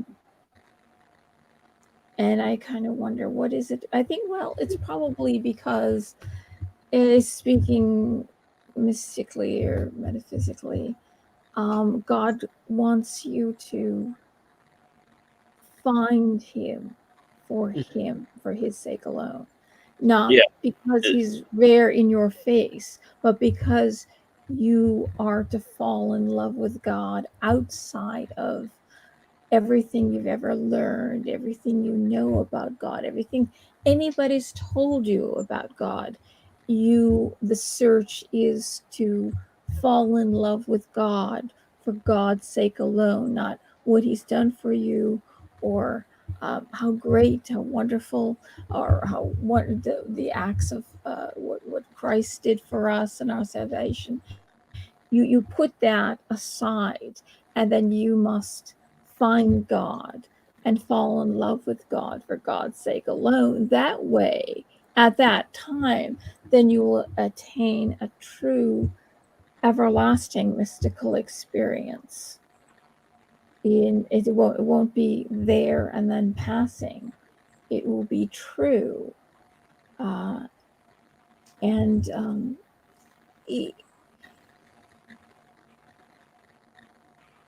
it's the kind of experience that is very difficult to even describe to people, because people kind of they will pick up a prayer card or say a prayer, or go to church, but they won't go any further to try to get closer to God, or to empty yourself of yourself. And so God can possess you completely. God can fill you completely. And once God fills you completely, you fall in love with God, and that's the only way you can reach God, is through love, because God is love. That once God sees that your vessel is empty of the world, of material world, and desire, all desire, then when God fills you, then when you open your eyes to see your neighbor, to see the world, it's so much easier. You will understand the love of God, and what it means by God loving you without judgment, that God can love every one of his children and creation, no matter how horrible we can be. That pure love, just to look at someone and just to love them with the love of God, and possessing God in that type of way, there's no way, when you feel his presence inside you, that love, it's the purest love, that you neither can you falter, you can't stray. So once you come back to God, and you have to do that effort, first God comes to you, and then you must come to God and fall in love with God. Then when you get to that point and you have that, no matter what happens to you, no matter what you go through, um, that's why I guess many people have said to me, people believe in that we pick our parents and reincarnation and stuff. They would look at me and say, Usually they say, you picked your parents because you had to learn something. It's the same old song and dance, the New Age song and dance. They look at me and say, I have no idea why you got the parents you got. I have no. It's all of a sudden they're Man, out I of mean, their new age. that's what I'm saying. I Their think God, new aginess, and go. yeah, God puts you with exactly the people to help you to grow and become what you could possibly be, to reach your fullest potential. And whether you do that or not, is left up to you. And I think part and parcel of what these creatures are, these shadow people, is that they think of what a treasure you are when the creator of the universe thinks that you matter and loves you. Well, these beings are out to tell you you don't matter, and that you're worthless, and that you're just nothing but chattel. You're just property to them, and you're beneath them. And then when you start to believe that kind of thing for yourself, and you start to take that inward, and take that light and crush it and do away with that light, um, you begin to forget where you come from.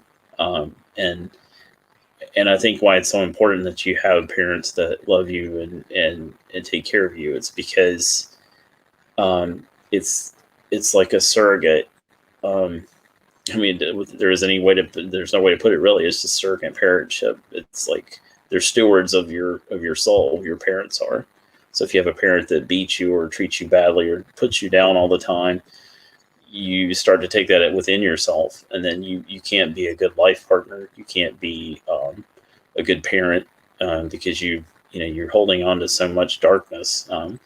And I think that because we're children of God, and I do believe we have powers of manifestation, that when that energy coalesces, that these beings just, I think it's like light for moths. It just brings them out. And it's like you were mentioning earlier about the funerals. It's because there's grief there.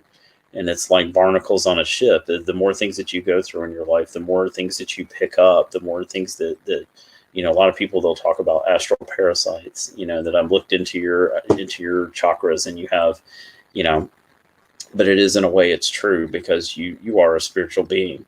But I think it's a lot more complicated than that. I think a lot of it's brought about yourself. You open yourself up when you're grieving, when you're sad, when you're lonely, when you're depressed.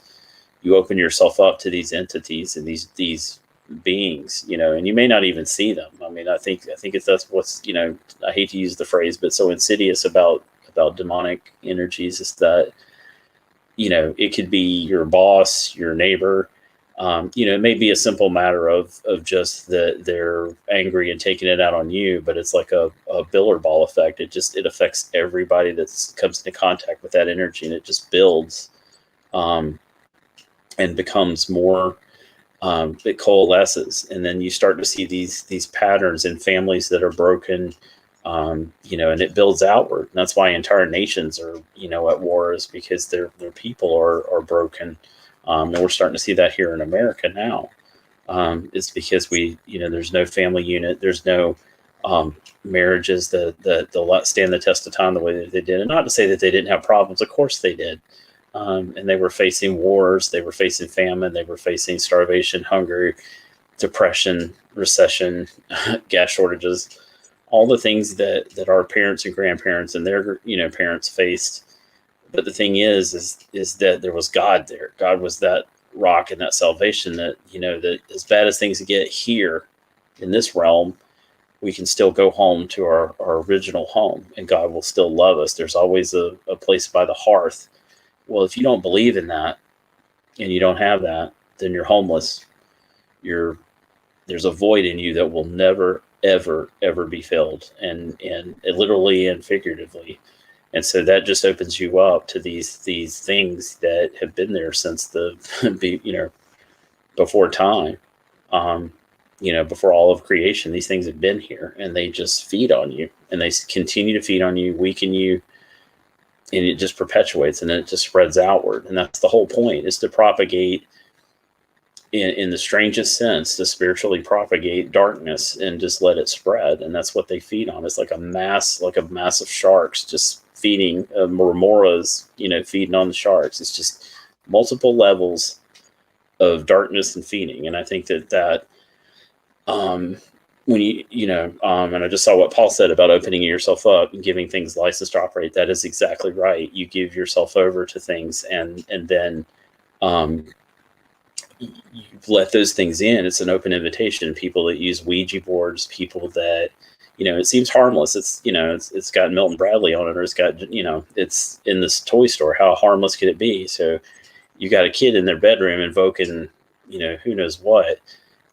That's the thing.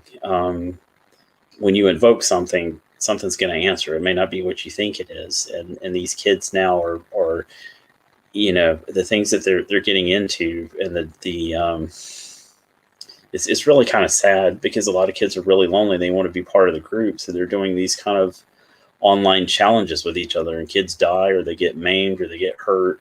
But sometimes, they do all these things that to try to fit in, and it's kind of sad because there's not individuality and things like that are not taught anymore. Value. They're not taught. Exactly, a value of your own body, They value have of your life, value. value of your spirit, value of your self-worth. And You the know, they don't see value that. of your neighbor too. So you don't Exactly. harm your neighbor. But Yeah, you know, and you share things with people, you know, and I just saw what Amy Joyce said is true, because when we were, you know, we were little, um, everybody, you know, everybody had hand-me-down clothes. They would pass clothes. Not to say like, you know, we were dirt poor. It wasn't like you know, the depression or anything. Don't want to make it sound like that, but everybody worked together. Like if somebody had canned something, they would share a couple of cans with the neighbor. If they, you know, if somebody needed their yard raked, a couple of people would show up and rake their yard. I'm just saying it was a lot more communal. Your neighbor meant more to you because they were part of you. You know, it really was the truest sense God's plan. You know, don't get me wrong, people weirded each other out. They made each other mad. They held grudges. But the thing is, at the end of the day, like if somebody had cancer or somebody was sick or somebody, you know, their kid was sick, they'd bring over soup for them. You know, nobody was, you know, like they are now, where we don't even know anybody that, you know, it's people don't even know their own neighbors, you know. So it's different now than it used to now be. it's even worse with the COVID. Now you can't even Oh yeah. neighbor a pie. I used to do that. I used to always bake pies and give them away to people, whether they live next door or in the next town over, or bread or something. And that was, it was fun doing that. And I realized that now you can't do that anymore because people are afraid of catching COVID. It's totally destroyed. This has taken so much away from all of us, where we can't even connect to our neighbor. No, I mean it's about, Afraid and of this each goes other. back to what we were talking about these things cause us to turn on each other. Don't think that it's not part of your brain too, but you have to understand, like when you hear terms like reptilian brain, there's a reason for it. These things were described initially as they had two types. One was a reptilian looking creature, and the other was a fetal or fotal, like a baby, an unborn child. But they both had the ability to influence human minds. And the early Gnostics were probably not what I would call the your typical Christians. They would have drugs, orgies. They didn't believe in Christ, which also too, which I think is really strange. They didn't believe in Christ as the Redeemer, so that kind of breaks the whole Christian part of it. Yeah, it was a belief system that came from Greece, and kind of Christianity was the religion of the day. That was the in thing. There was even stories going around Arabia about baby Jesus made some clay birds, and then he turned into birds, and Mary had Jesus under a palm tree. You know, Joseph wasn't there. So there's these stories that were myths that were going around everywhere, and it was the religion of the day. So Gnosticism kind of meshed with Christianity. That's why the Nag Hammadi Gospels were not only are they older than the Bible that we have today, that the books and the teachings were first passed around orally, but when it by the time they say it's the name for it, year 300, the everybody thinks that that's when the Bible was put together. Council of Nicaea. That isn't the way when the Bible was put. That was for, they were to decide, did Jesus become God when he was crucified? Did he earn that, or was he born God? And that's what the Council of Nicaea was for. By that time, the Bible, the books that everyone was using were so old, were the same books that were been used all the way from the beginning. Everyone knew that this was the real deal, because this was the only books that people had been used from the beginning. And in a deeper discussion about Christianity, there's a lot to know about those first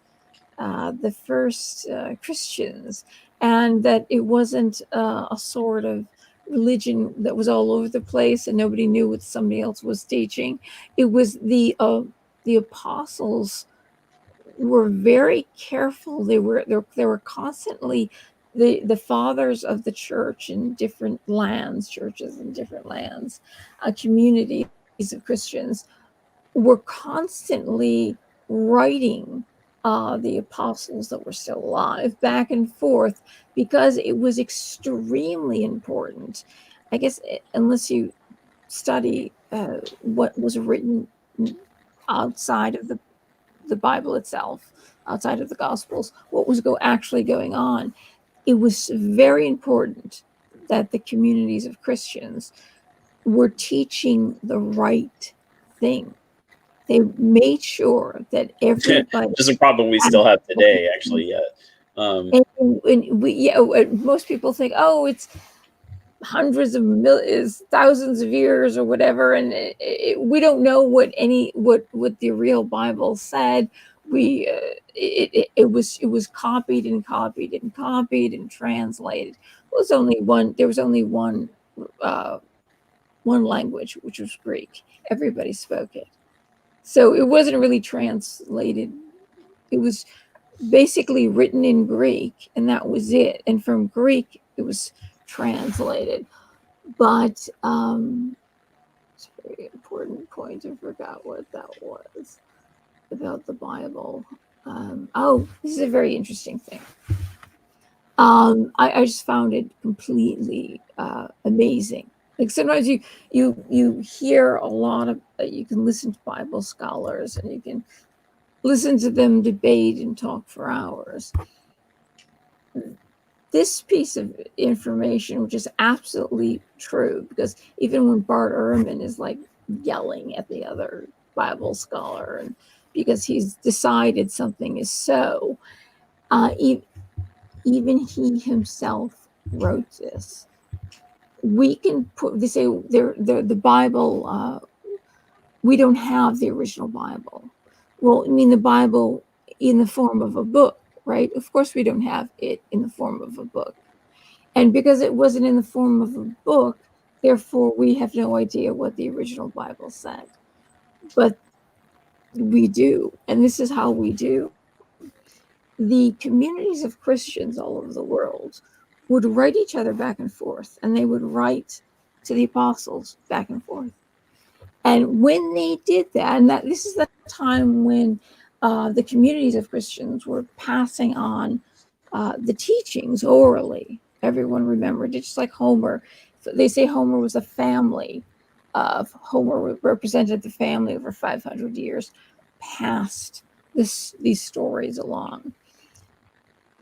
If you take all those letters, take all the letters that were written back and forth to all these church fathers, they would quote the gospel in all these letters. You can actually put together the entire New Testament from these letters. We have it. We have it. It isn't lost. We have it. That little technicality of it being in a book is what we get hung up on. I think, wow. And all the little changes, they say, oh, there's 30,000 changes. Well, the Bible is the most, there's more copies of the Bible in print than any other book in history. And when somebody would copy the Bible, sometimes the changes would be more like Catherine spelled with a K instead of a C, or an and instead of an or a misspelling, and that's counted against it as changes. Well, it's not really changes because according to even Bart Ehrman, it doesn't change the gospel or the story or the parable or the verse one iota, because it's these little things that don't really mean anything. So when you, and that's it's a very small bit of information. It's not like I've just lectured you on the whole history of the New Testament or the Bible. These very quick, very short little truths have given you basically bolstered or backed up the truth that it's real, that it's true, and all these wonderful things that Jesus taught are true because they were wonderful. You know, you do these things to the least of mine, he does it to me, which means you do good to the least, because nobody can be lower than no, I'm worthless, I'm going to kill, but no, nobody can be lower than the least. Nobody can be lower than the least.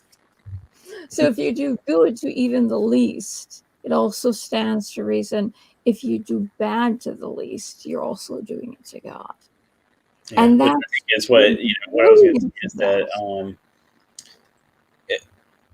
is that in a way we've kind of lost the idea of who the real enemy is, and there's so many different levels that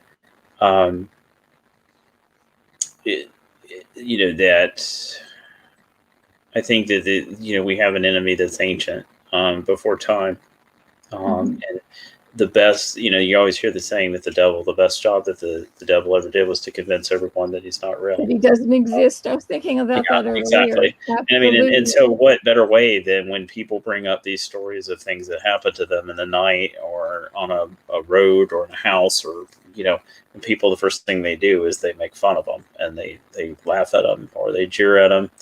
And like I said, I've had, experiences that were bad, really bad. But overall, my faith in God got me through it.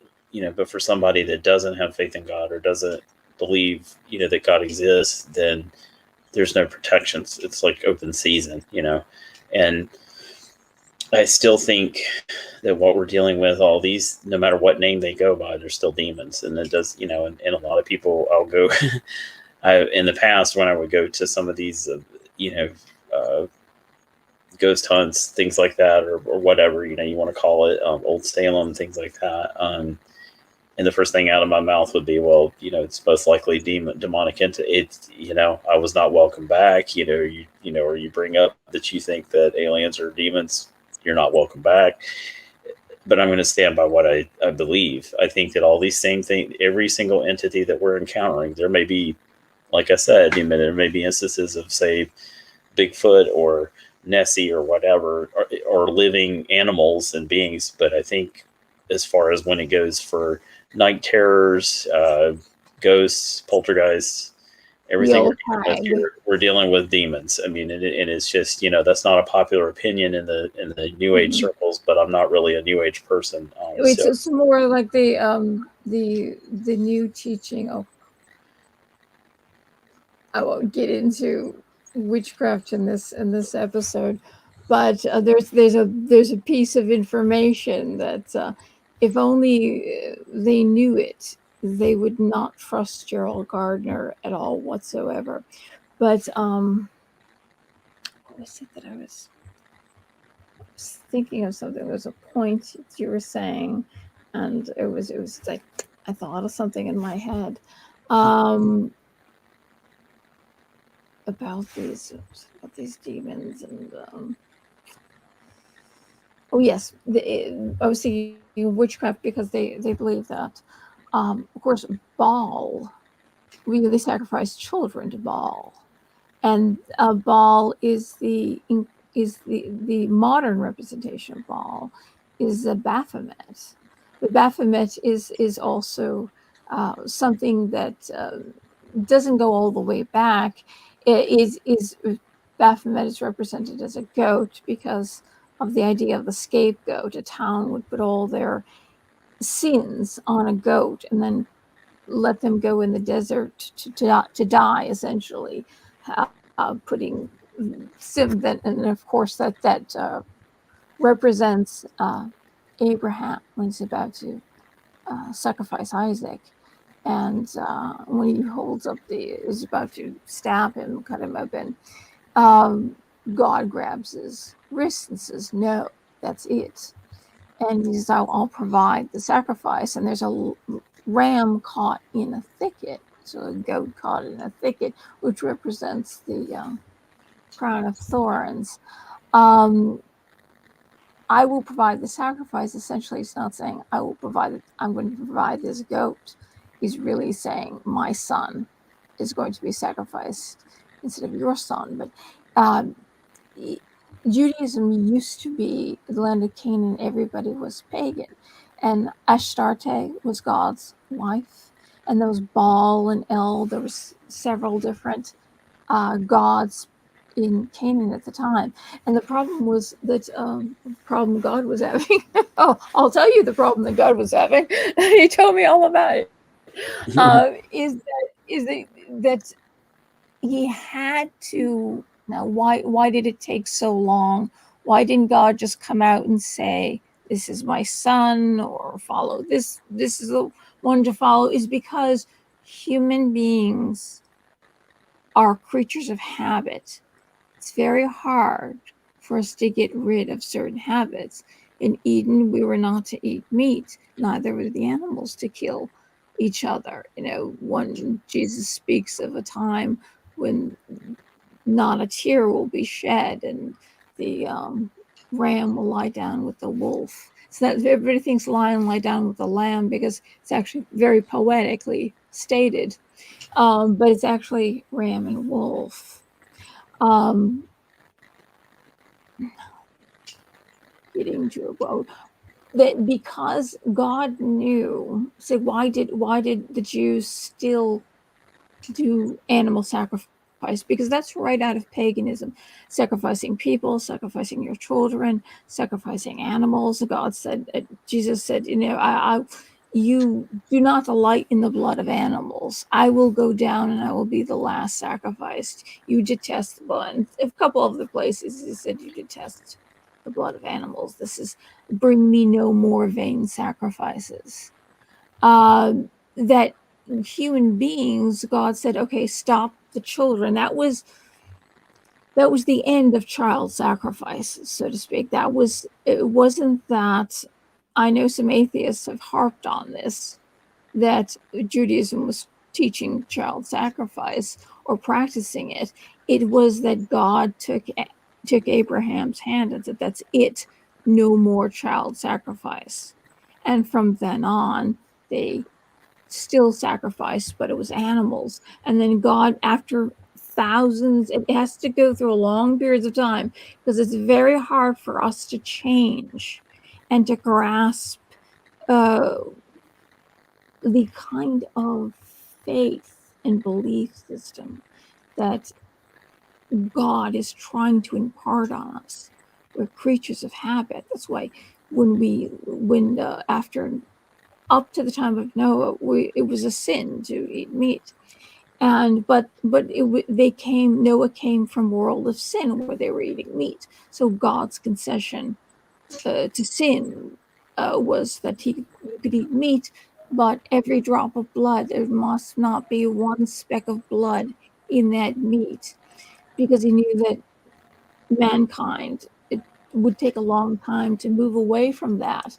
And then you hear Jesus talking about a time where there would be no more killing and no more tears, and even the animals wouldn't be killing each other. But I think it's very interesting that anytime you kill an animal, there's no way to drain all the blood out of it. It's almost like God was saying, one day you're going to realize what I just said, because the blood is the life of the animal. Representing what he was speaking about was the life, the blood of Christ that gives us eternal life. But God also knows that there's no way that you can remove every single speck of blood. I mean, we know that with forensic sciences, even people try to clean it up with bleach, they can still find it. There's no such thing. And so once we realize, wait a second, there's still blood in this thing. should we be eating it? Because God knows it takes us a long time, and above all things, God is patient. That's why I've adopted the belief in a reincarnation as well, because God loves us so much. God doesn't want us to go to hell for eternity. God is very patient. You can come back and then you'll come back again, and it'll be suffering. It'll be a lot of suffering, a lot of learning, but I don't want you to be destroyed in the fires of hell. I want you to come back to me because you are a part of me. I was told by someone who was studying uh, the Bible and Judaism and what the words actually meant. And there's a lot of words that were our understanding of the translation was wrong, because when we say image, the word image, Adam was made in God's image, doesn't mean idea. First, I thought it might have been idea, because no way can we possibly look like God, or God's idea of what we should look like, or what God looks like, that God looks like a person. It actually means in Judaism, piece of. So when I've studied with Hasidic rabbis as well, that when God breathed life into Adam, that breath, he breathed the piece, God's soul, into Yeah, Adam. there's actually, and that's one of the things I was going to say earlier, that's one of the things that they talk about in the Septuagint and hypostasis of the archons. They were trying to find, in Adam and Eve, they were trying to find and pluck out their soul, but they could never find it because they weren't from a world where souls, they were not of God's grace, so they couldn't see the soul. Yeah, they didn't see And I God. think that's, but I guess that in a weird way, that's kind of what I was trying to get around to, is that I think these things feed off of people because they can never have God's grace. They can never be in God's graces, And there's and so no that redemption rage, for that them. anger, that pain is an eternal thing. It's torment. It's unending torment, and they want you to feel that torment along with them, so they can feed off of you. And if they can do that by turning husband against wife, wife against husband, kids against each other, grandma and grandpa, whatever, however they can do it, they're going to do it. And That's why Jesus said, you must even leave your child, even if you have to. He's talking about if they become demonic and if they are going to take you down with them, and there's nothing you can do about it. That's why he says those who leave mothers and fathers or children, because sometimes the children might be into this satanic stuff, and lots of parents think, lots of people think, and even wives, husbands think, I'm going to stay in this abusive relationship because it's my response. I love them. God brought them to me. I married them. It's my responsibility to change them and to have them see the light. But you know that people who are abusive will always be abusive, and you'll end up dying there with them. You won't end up helping them. And they say that you can never, even if the man supposedly changes and learns that they've done wrong, they say that you should never go back to them because it's still a habit. They will get back into the habit because it's you. They're used to treating you a certain way. So that's why unless there's a real transformation there, unless God really works on the person and transforms their, and that does happen, and sometimes marriages very do. rare circumstances.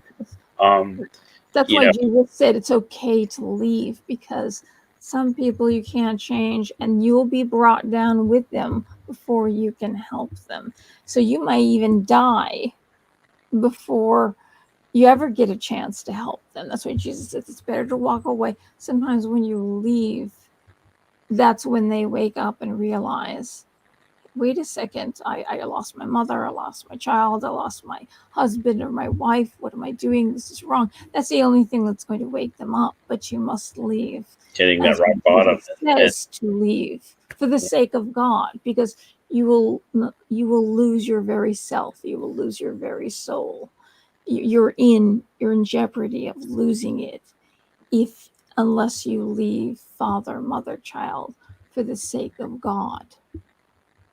I wonder if sometimes too, also, one of the things that, like I said, you have to keep an open mind about it, that even people that don't believe in God, some of the theories they have, that it could be because we live in a multi-dimensional universe, that it's an incursion from entities that somehow crossed over, or it could be, I love the time traveling theory, but I can't imagine, like, if you're a time traveler, that your goal is to go see some fat kid in a bedroom in the country, listening to a tape player and reading a book at night.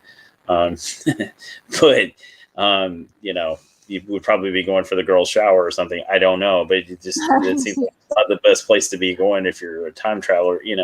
So I find that some of the theories are really interesting.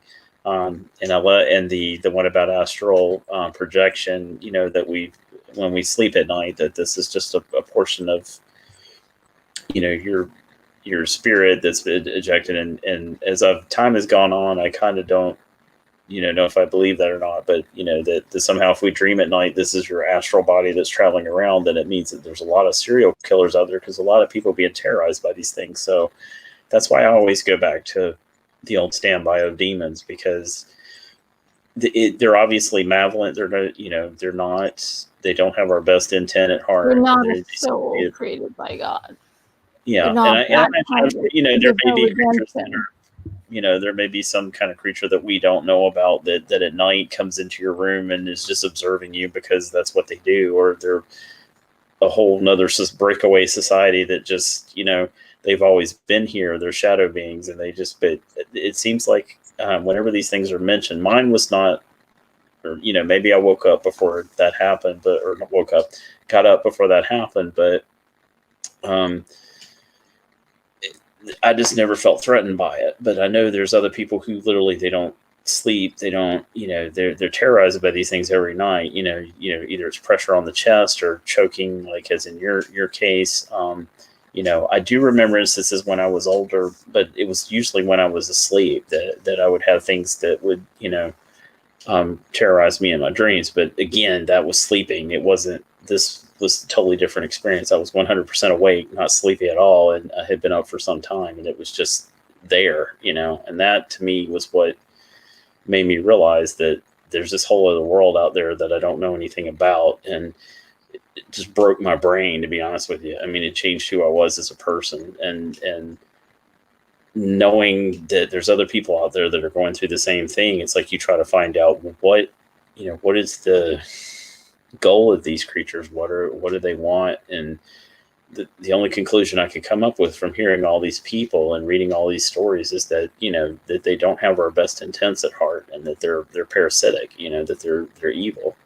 And I know that's a negative way to look at things, but that's what I generally feel, is that they're either a function of our brains or our spirits or spiritual energies that we don't know about. And there's people out there who are letting their aggressions out while they're traveling in astrally, or they're demons. And I just tend to fall in the latter category, because I think they're just, if they were flowers and sunshine, and you woke up at night and there was something sitting there and said, "Hey, can I make you some cocoa? Do you want to read a story together?" Then I'd be different. But it's not like that. They're definitely evil, and so for me, it's pretty clear cut that that's what they are.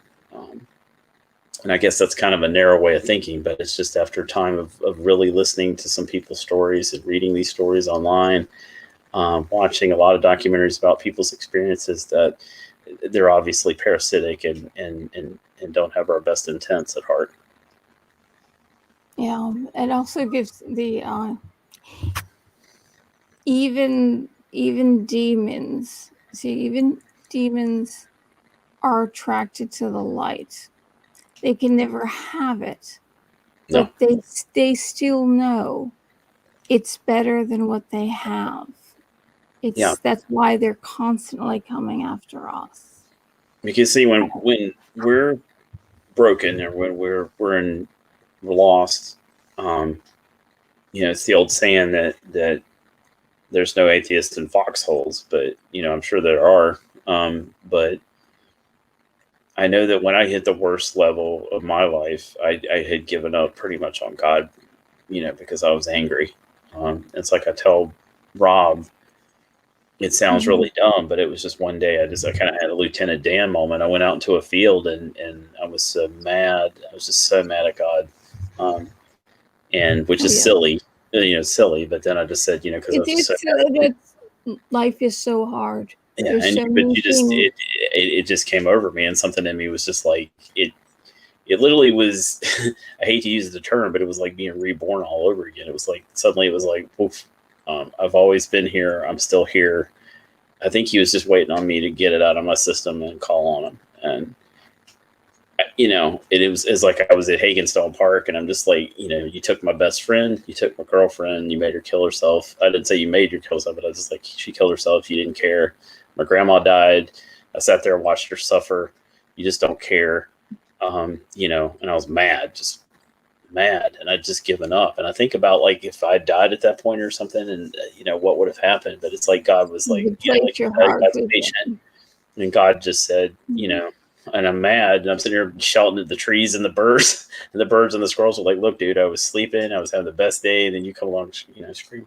But at the same time, it was just like suddenly there he was, and for people that they're alone at night and they're dealing with mom's got cancer, or my kid is not doing so well in school, or and they're alone at night and they're vulnerable, and these things just come out of the woodwork and feed on them. And so to me, it's so clear that that's what it is. I think it's because we're multidimensional beings. They know where the food source is, and they go. And I think that sadness, that energy, they just know it's like, oh, it's a feeding pool. I can go here, and this is where I can get a meal tonight, and keep tormenting this poor woman or this poor kid, or this poor man, make him drink some more, make her sleep with 5 other guys, or it's just a self-perpetuating cycle. And I think that they know that they can at any time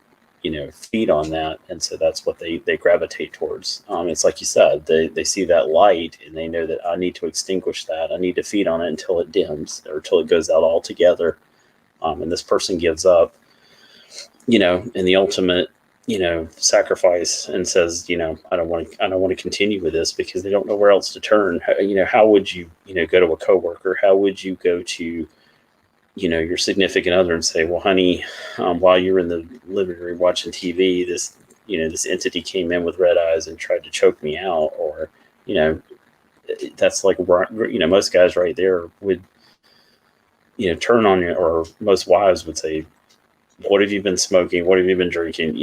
There's no support groups for shadow people. So, so. Well, if you put them into the category of demons, and if the person, that's why it is important for the people that we're with to believe in God, because there's an understanding that will come there. Then that with God comes angels and comes demons. So that's what that would make sense. Oh no, you're not losing your mind. You're encountering a demon for some reason, because the demons want what you have.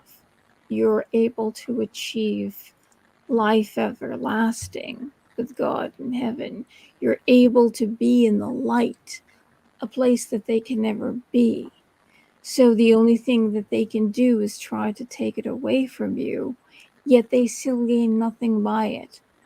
As many souls that they can bring down, they still gain nothing by it. That's why they have to keep going after souls. Yeah, I mean, that's what anything that involving it. I tell people that love, they love the paranormal. They want to get into it.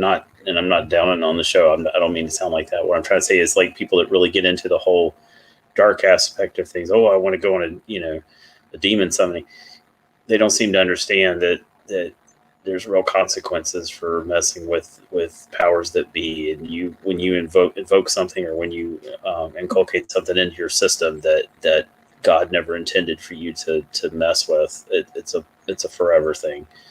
You will be dealing with it for the rest of your life, and God is really the only protection that you have against those forces. And if you don't believe in that, then there is no protection. And they don't seem to understand that. So, like I said, the Ouija board, our friend who with the table altar, she's still having problems. I mean, she refuses to come to God. They're attached to her. And yeah, she has it's like I said, particles on a ship or ticks. It's just like they just exactly. Like ticks, blood-sucking ticks. Yeah, she just told me, she used to tell me stories about when she could sleep at night, she would have these same kind of, night terrors and things that, and Paul, I did read what you said, and I totally understand that. I think Jesus is the only relief. I remember the darkest time that I've ever went through. It's like I called on Jesus, and Jesus saved me, and not in the in the joking manner, but in the real manner. It's like I never forgot the fact that I thought all hope was gone, and you think that there is no hope, and God is always with you, and even in the darkest places. But the important part is that people that are attracted to the dark. And I understand that there's a real lure for that, but if you ever see the real deal and you start messing with it, I mean, I can tell you, I can guarantee you, probably in Baltimore, Pittsburgh, there's places in this country where Catholic priests have gone into houses or caseworkers have dealt with stuff that most of us can't even imagine, and they don't. And a lot like what we were talking about, when we didn't have anybody to talk to, they're like, well, how do I deal with this of what I've gone through with this exorcism or this person who just was the sweetest person and suddenly just snapped. I mean, and it's because, and then you find out all these things about them where they were drawn to the darker things, and they went from this wonderful person into, and some of that could be drugs, some of that could be, mental health issues, but there are certain a lot of times it is, but also there's a thought that the psychosis is demonic. Science can only look at it as your brain, a physical thing, and chemicals disrupted in the brain. Science can never look at demons as being real, or God as being real, or angels as being real. But the thought, the interesting thing about when you think about, there's the light and Jesus and heaven and all the great stuff, right? It's all full of light. The other side is darkness, and demons and people are attracted to the darkness. What they've been through, and what it is being attracted to the darkness is very similar to being attracted to the light. And I'll explain it to you this way. Because within the darkness, passing through darkness, the only way they know they'll come to the light is to pass through the darkness. It was so God has set up a system that you're searching for me, and you're afraid of the light. The light is too bright, so you walk through the darkness to find me. Jesus never sinned, but he did spend 40 days in the desert. He really did fast for 40 days, and he did pass through people. I mean, all those people that wanted him killed, and the Romans just were mass executing the Jews.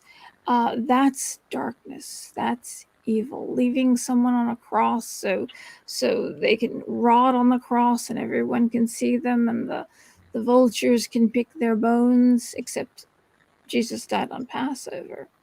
That's evil. That is horrible. So even Jesus, when he, that's why you can never look at God and say, you don't know, you don't understand. I'm alone. I'm hungry. I'm being abused. I'm being tortured. You don't understand. They killed my child. They killed my child in the most horrible way. And God will say, I understand. I understand. You can never look at God and be angry and That's say, beautifully how you put that beautifully, because it's because we don't have that. Like what I said earlier about not having that empathy for God. Like I blame God for what happened, not the events, not the diseases, not you know Terry's depression. I blamed, and I was mad, and it was because I was a child. It's like the old saying, you put away the trappings of a child and become a man or a woman in God, and that was the day that happened for me. But prior to that, I tell Rob about this occasionally, but it's like I think I saw somebody posted earlier about Jesus, the calling on the name. I think it was Paul said something about calling on the name of Jesus, but I remember when being under attack and saying Jesus's name was the only way that relief ever came. That's a name that has power in all halls, and a lot of people laugh at that, and I understand, I get it. People that don't believe or people that are atheists, they laugh at that. Until you have been in that complete and utter darkness and know what that means, you'll never laugh at it again, because it's like the ultimate love of a father to a child, and you'll never know what that feels like until you go through that moment, and that's why I'm not sure when I hear kids that are really, they're really gung ho for the darker side of things, and I think it's because they're so empty, they don't have anything to fill that void. So like I said earlier, I think these creatures step into that void. They know. They know us better than we know ourselves. They know what our darkest thoughts are, what our drives are, what our weaknesses are, and they feed on that.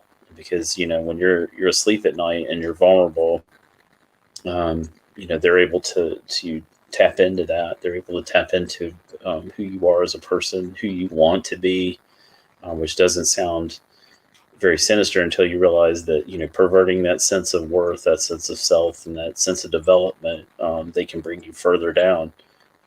It's like a you're like a caribou and there are a bunch of hyenas. It's like they're nipping at you constantly and tearing you down bit by bit until you stumble, and then they're going to feed.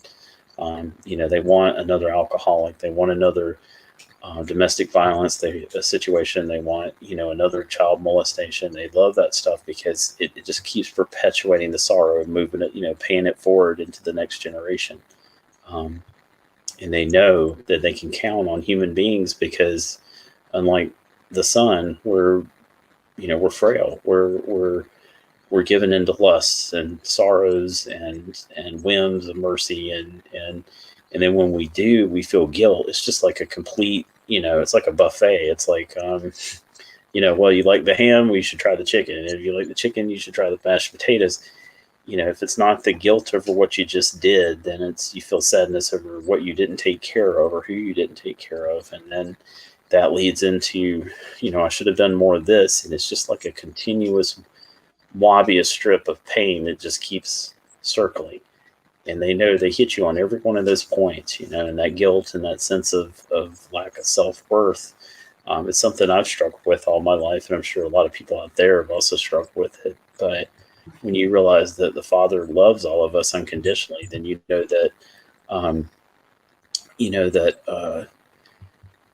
there's a hope, there's a chance to be something better because you believe in a higher power. But when you don't believe in that higher power, there's nothing. I mean, it's a dead end, and they know that. The idea of when someone has no self-worth. Because even Jesus passed through the darkness before he came to the light. He died. Darkness is what killed him. The sin of mankind is what killed him by men that were sinners. And he descended to the dead. He descended to Sheol and let out all the souls in Sheol that were meant to go to heaven. Even Jesus had to pass through the darkness before he resurrected and before he went back to heaven. But remember this, when you feel all these, you could feel volumes of libraries full of many different people and even yourself in many different ways, in many different circumstances, how that you have no value. Remember this, when God breathed life into Adam, he breathed a piece of himself into Adam. And that's what animates us. And that's why we had to leave. We had to leave Eden because we didn't know what we had. God was right in front of our faces all the time. We could just speak to him. It was kind of like you get the smorgasbord, you got all the things and you don't know. We had to leave and to pass through darkness to know what we've lost. We can't know love until we've known hate, or we can't know peace until we've known despair. So mankind had to leave Eden and come back to God. We became fuller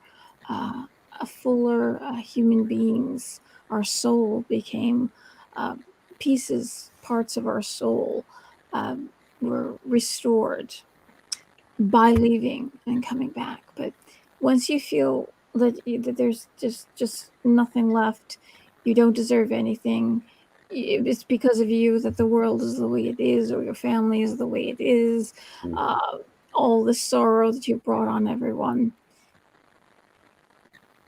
If a piece of God, a tiny piece of God, say a sliver, fell out of heaven into your lap, what would you say of that piece? It's just a small piece of God. It's nothing. It's God. Look at how small it is. It's just this tiny piece of God. What kind of value would you put on that sliver of God? Would the value of that sliver be as great as the whole?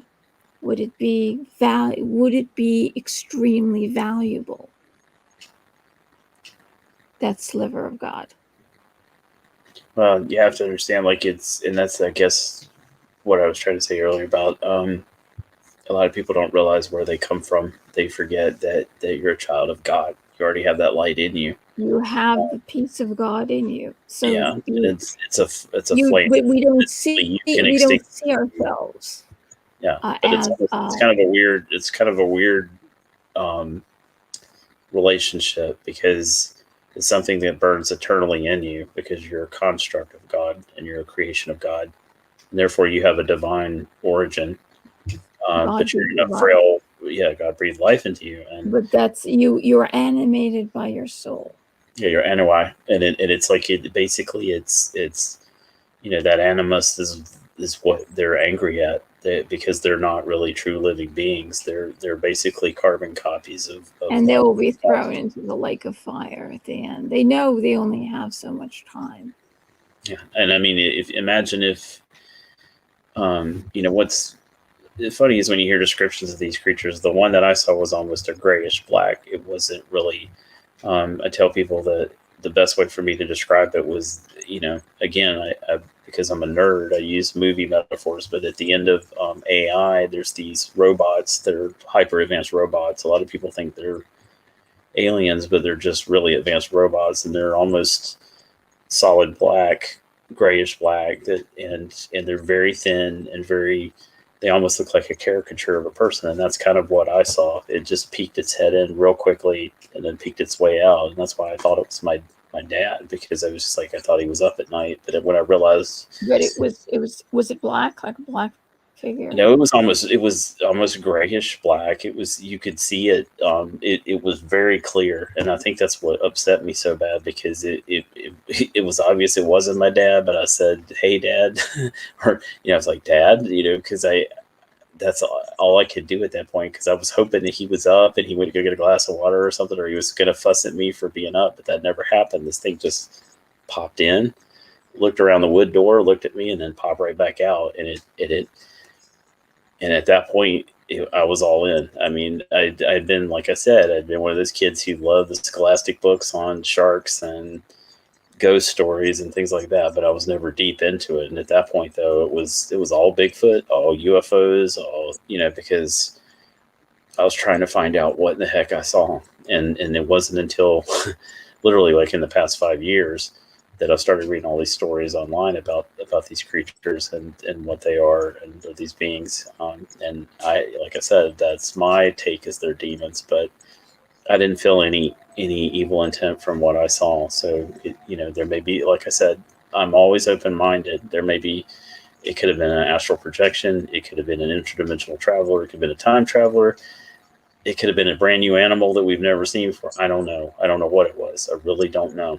And I never will know, but probably until God tells me. But it probably is one of those. I mean, the likelihood, let's say, if it looks like a duck, smells like a duck, walks like a duck. Yeah, I mean, I never had a waking where I was awake, where I was threatened like some people have, and I read these stories and my heart goes out to them. But I did have, when I was asleep, where I was tormented, or where I was threatened. But you can always attribute that to your brain. You can attribute that to your sense of self-worth. The doubts that you have as a person, sleep apnea, because I'm not the thinnest guy, but stuff like that you can sort of rationalize. But when you're completely and solidly awake, you're not sleepy, and you're wide awake, and you see something like that, you just can't wrap your brain around it. And that's the problem that I had, was trying to wrap my brain around what I saw and trying to make sense of it. And it literally see out of the corner of your eye. No, it was my bed was just under the light switch, and the doorway was at the foot of my bed. So the door was open. And it's kind of funny, because I had to sleep with the door open, because I stayed up late. My dad wanted me to try to get more sleep. So I had a wooden door that faced out to the hallway. And I'd been listening to, I think it was 2010, the year we made Contact soundtrack. It's like there was a really cool Andy Summers song from the Police at the end of it. It was also Sprake Zarathustra, and he had done like a jazz version of that. It was really cool. I was listening to that in my headphones, and I was reading a Philip Dick book, and then I decided, I should probably get some sleep, because I got school in a few hours. I got to get up, and I'm, going to have a full day of school and then sports. So I should probably try to get some sleep. And I just had this weird feeling. And then I took my headphones off, threw my Walkman down, put my book down, and I look up, and this thing just pokes its head in, turns right at me, and then just whipped right back out. And the first thing I did was I was just like, "Dad," because I thought he was going to get on to me about being up, but it wasn't him. And like I said earlier, I went put my grandma's blanket that she had made for us over my head. Here I am, a teenager, like acting like a 5-year-old, walking, into the living room to look for my dad. And I knew in my brain that it wasn't him, but I needed to like make that connection, if that makes sense. Rounded the walls, went back along the bookcase into the kitchen. Got wrapped up in the phone cord when I went by the fridge, and I almost freaked out. Walked around the kitchen, all the way through the kitchen. I knew I wasn't going to, I know I was something. You didn't turn on any lights, I take it. Yeah, I just wouldn't get it. This was totally in the dark. It was only moonlight, because I was afraid to cut I know it sounds stupid, but I was afraid to cut the light on and make Dad mad. That if you turn on the light, it disperses ghosts. Like they break up, and they call last one that when See, You and shut the that's light the off. thing too, is like I've seen a ghost, and it was when I was in bed one night and I felt something staring at me, and I've told people the story and I've had people make fun of me, but I don't care. I saw her. Um, I had just this really angry feeling on the back of and I felt the hairs of my neck stand up, and I rolled over, and she was just standing there. And I don't know, this is going to sound dumb, but I was so tired from work. I literally just said, I promise you, I'm not going to mess the house up. I know it's messy, but I'm not going to hurt the house. I don't know if that's what you're here for. If I've made you mad in some way, whatever, I promise you we can coexist. I'm just trying to get some sleep. And she was gone. And I didn't feel any, and I just said, Jesus, please watch over me, Lord. Just She watch just over me. And then I just never had, wanted to know, that was probably her house, and she and I just remember wanted I to know told if my you friend were Jeff okay. at work, and he's like, "Yeah, dude, okay, sure. You should quit smoking, whatever no support." So, It to believe in ghosts is nothing to do with drugs.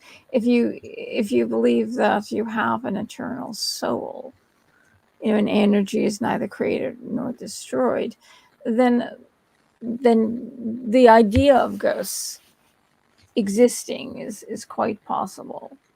It's saying that they don't exist actually doesn't make sense if you believe in God.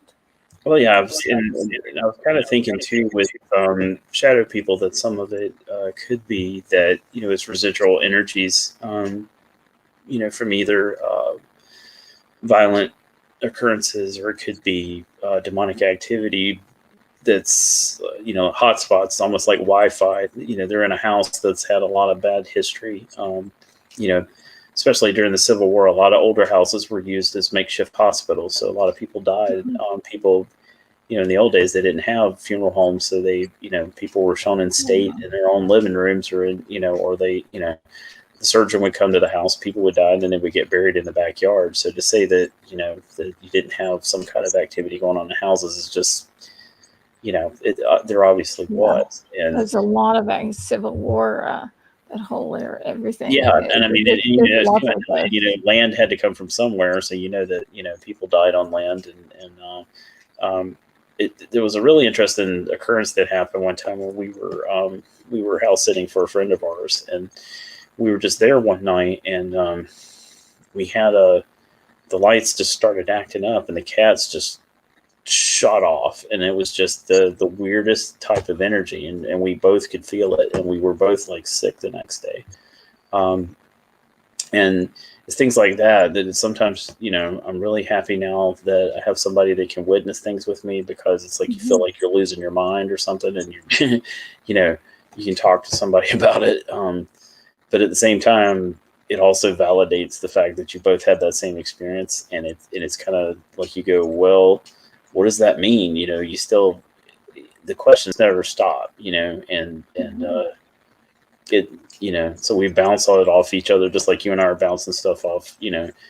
I think the thing is, you have to have a healthy attitude about stuff, and like I said, keep an open mind. And when you hear somebody say something, don't just go, oh, that's the stupidest thing I've ever heard. Talk to, find out. It could be something, like I said, really an earthbound explanation, something that's very simple. But I guess on the subject we're talking about tonight, though, it's kind of not. It's kind of one of those those areas that I was talking about earlier. It's just something that's going to change your life, regardless. And it's something that I think a lot of people out there are really dealing with this. They're, it's not like they have shadow people support groups, but they don't have any for demonic activity either. Yeah, So it's kind of like pray it's called church, really. Was not an AAA meeting. My demonic demonic possession meeting. People, that'd be so foreign. But it's interesting, that alcohol is called alcohol, or it's called spirits, aren't they? Mm-hmm. So they say that some alcohol, when it comes into this country, is actually cursed by witches, like Santira. Is that Sangria? What? Yeah, sangria. Not sangria. It's Santira, the type of witchcraft. type of Yeah. witchcraft. Oh, yeah.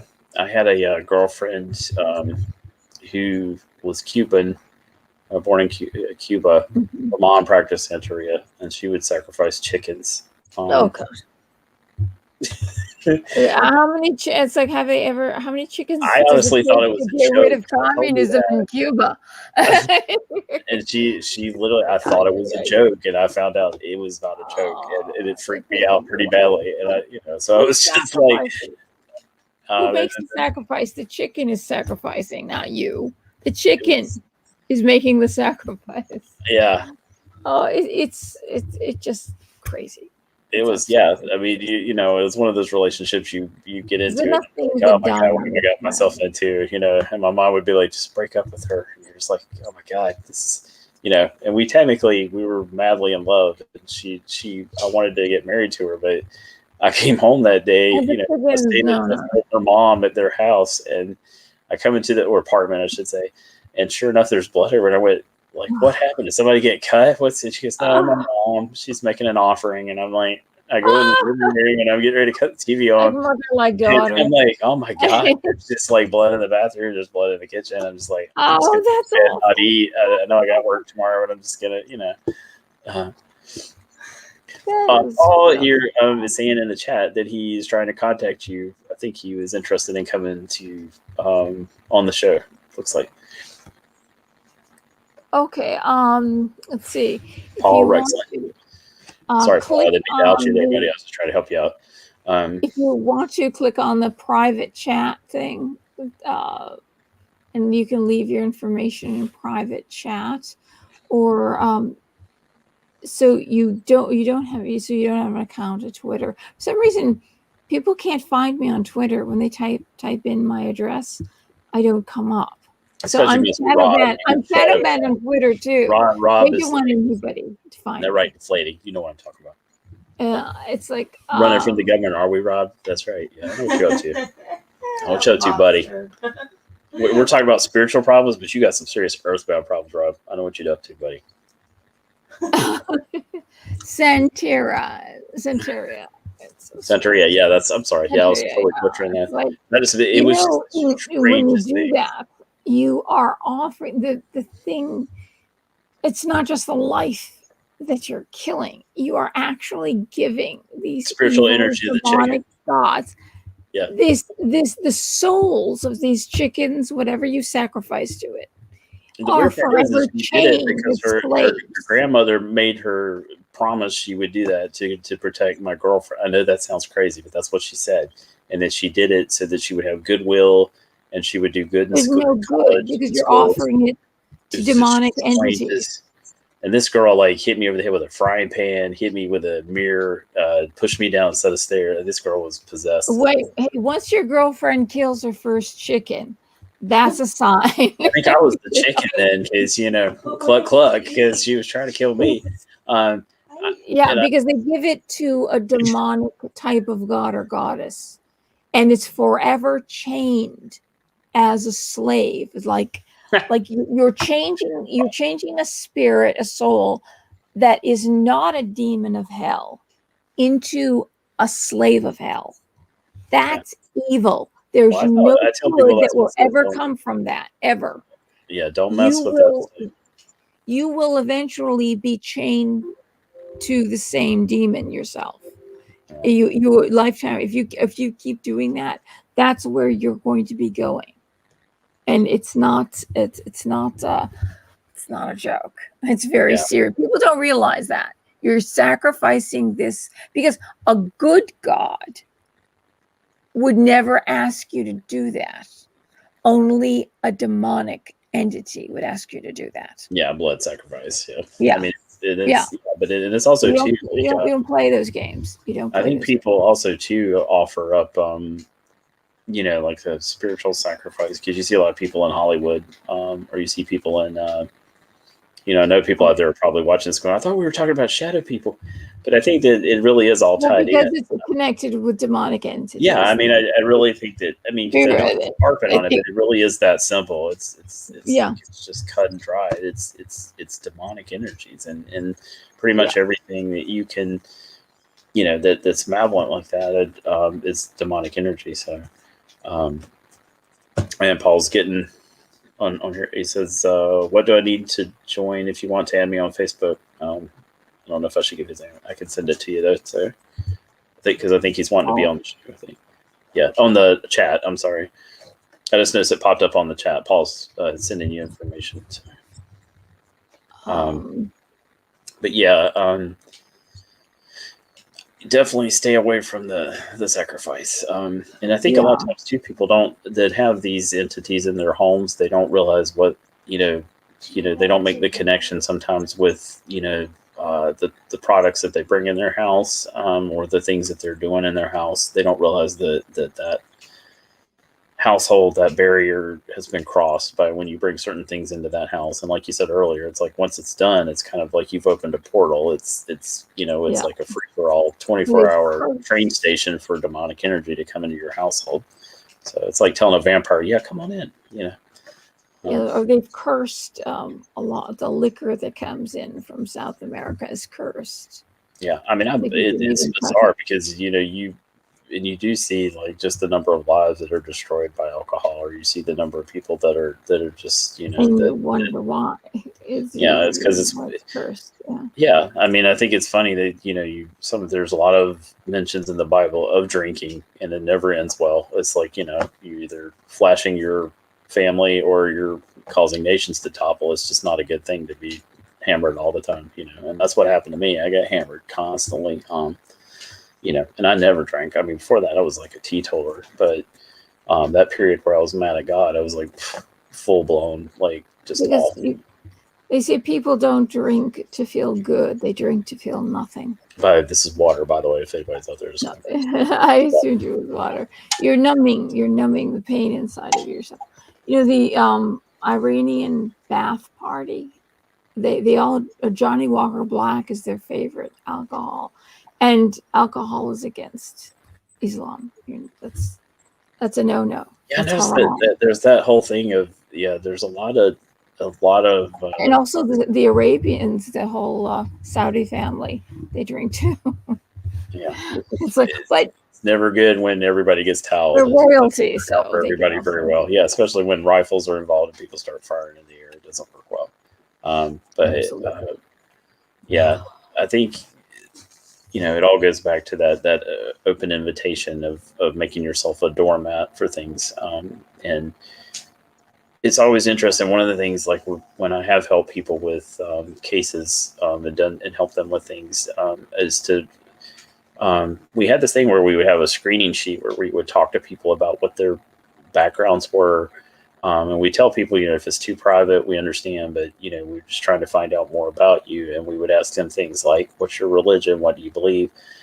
Almost invariably that people that had really bad issues, that almost all of them to a person were atheist or agnostic or had given up or practiced some sort of, we play this kind of game at our house, or we're swingers, whatever. And I know it sounds like, the Christian calling people bad sinners. I'm not judging them. I'm just saying literally almost every case it was, well, I bought my daughter this book on witchcraft because she wanted it, or, there was always something in that they brought into the household that caused this stuff to happen, and I got out of it because, some people just never wanted to change, and they would still have stuff going on, and the kids are still obviously under the influence of something really, really sinister, and they just refused to change. Like, they were set in their ways. Like, yeah, I think it's fine if my kid, does this or whatever. And some of those stories did not end well. I mean, and no, it does not know when they. Yeah, but you just. It's funny. I bought like a whole bunch of equipment, infrared filters, spirit box, an Ovulus, I think it's called. Never unboxed the thing. I turned my back on that stuff because it just invited too much activity home. And I told I used to joke with my folks that I was going to go over to their house and cut it on, but I'll never do that. I'm probably, probably will sell all that stuff because it just. you in the guise of helping people, you start to see that there's patterns that can't be broken, and some people just don't want to break it. It's whatever's inside of them or whatever they've invited in is got such a firm hold on them that they'll never get out from under it. Yeah.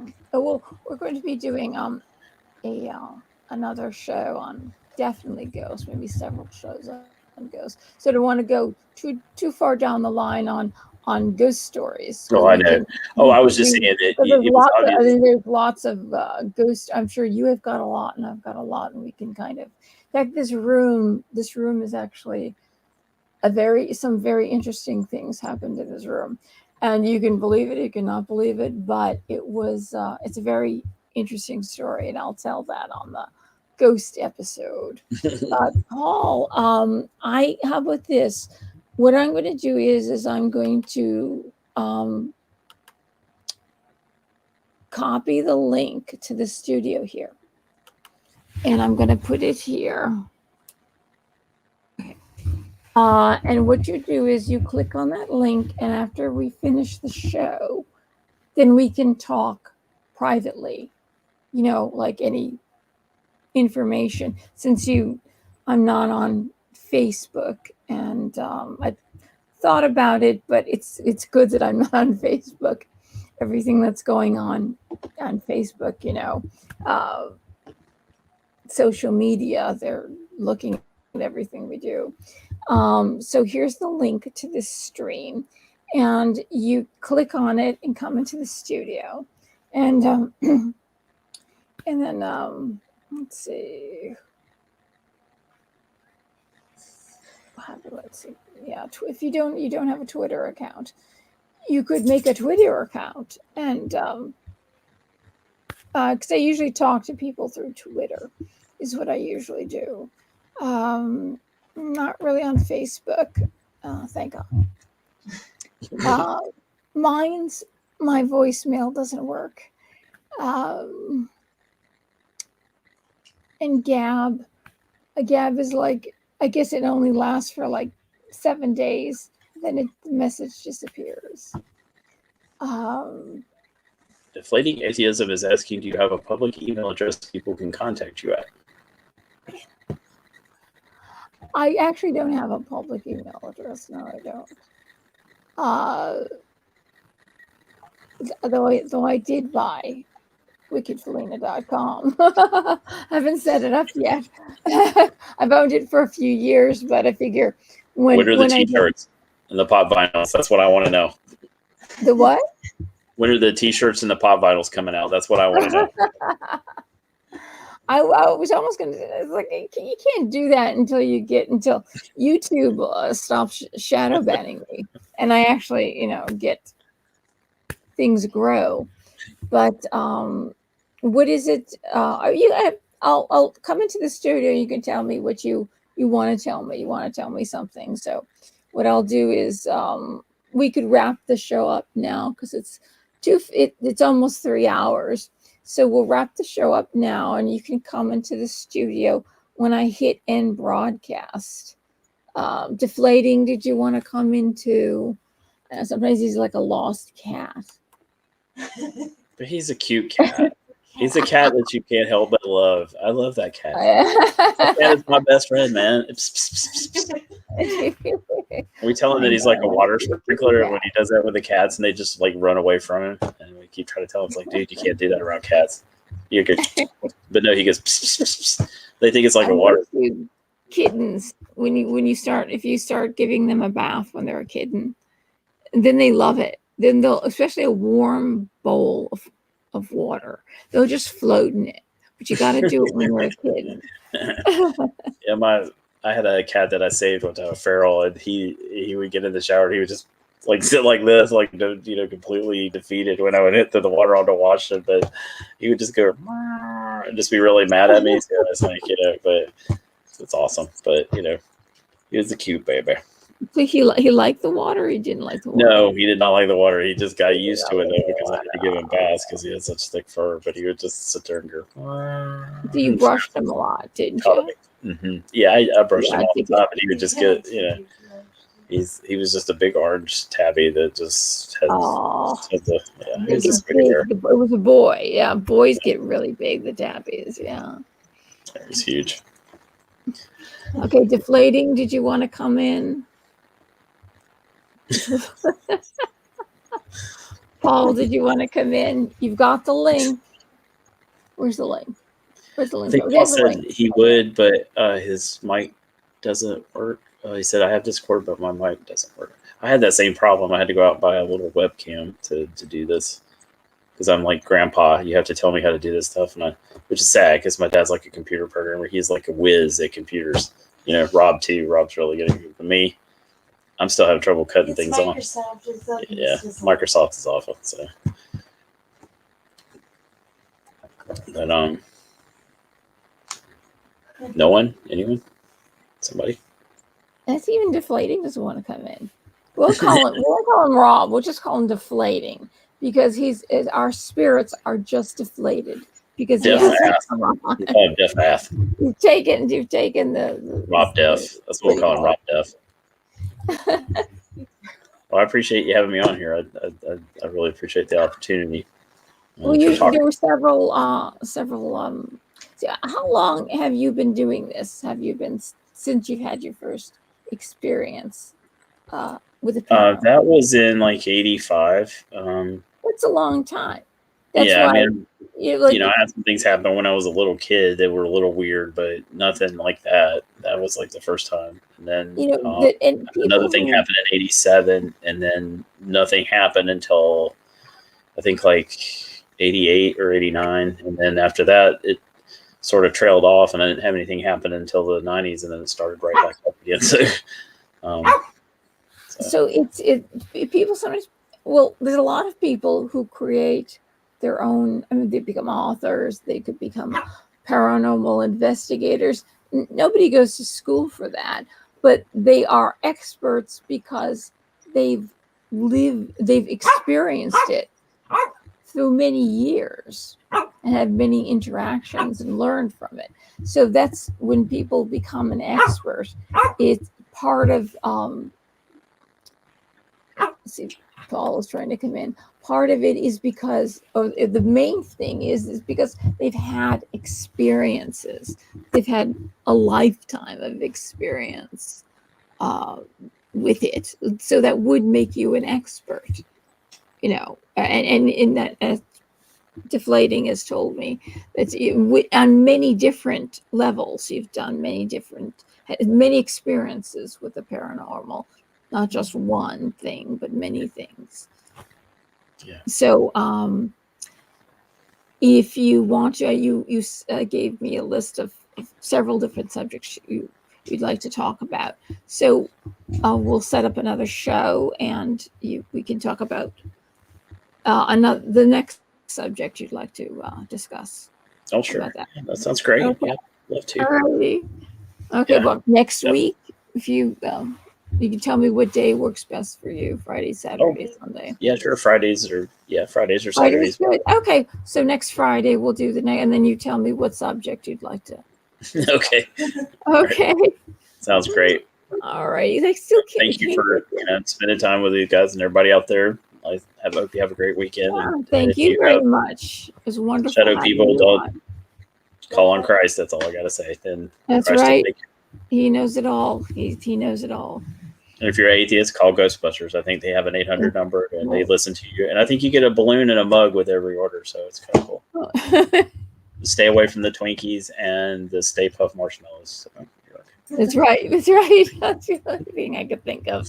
Mr. Stay Puft would never hurt anyone. Everybody loves Mr. Stay Puft. That's why when Ray picked him, he thought that we would never hurt him. So yeah. Oh, and then he steps on the church. Nobody steps on a church. Nobody steps on a church in my town.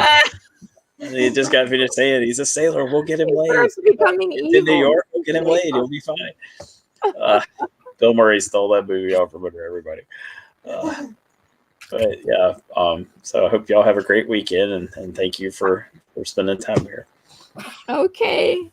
Good to see you. Thanks so much. Good night. Good night.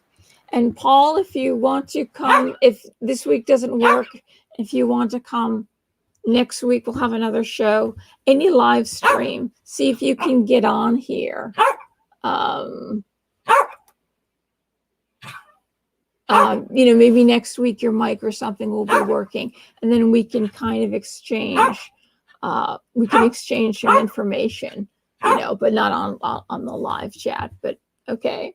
And Deflating, are you gone? Deflating, I guess he's gone. Okay. Well, thank you so much. Okay, mine is okay. I'll write that down.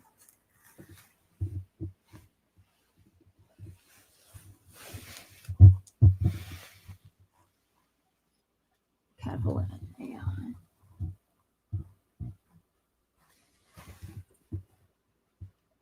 IFE.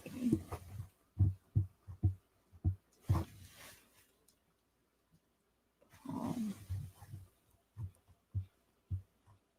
91.8 at Gmail. Okay. All right. Okay. Thank you everyone for coming and had a great time. And this show will keep on growing, and hopefully we'll get a call in where we'll put out there a time traveler's out there, an alien, an immortal, or an antichrist. How about that? And of course, the antichrist could give us a lot of information on what's going on with the Democrat Party. Okay, because I want to know. Okay, you're still watching Deflating. Did you want to come in? Device is not connected. I don't know why Paul's device, it says device is not connected. Did you want to come in, Deflating? Okay, well, because I'm going to end the broadcast now because Teddy's barking his little brain out. There's one little brain cell he's barking out. Are you hungry? Want to go outside? You want hungry? Fufu? Treats? Okay. All right. Well, if you don't come in Deflating, then I'll have to end the stream. I'm good, but thanks. Oh, okay. You're good. All right. You've eaten enough tonight. You don't need to eat anymore. Okay. Bye-bye. And God bless everyone.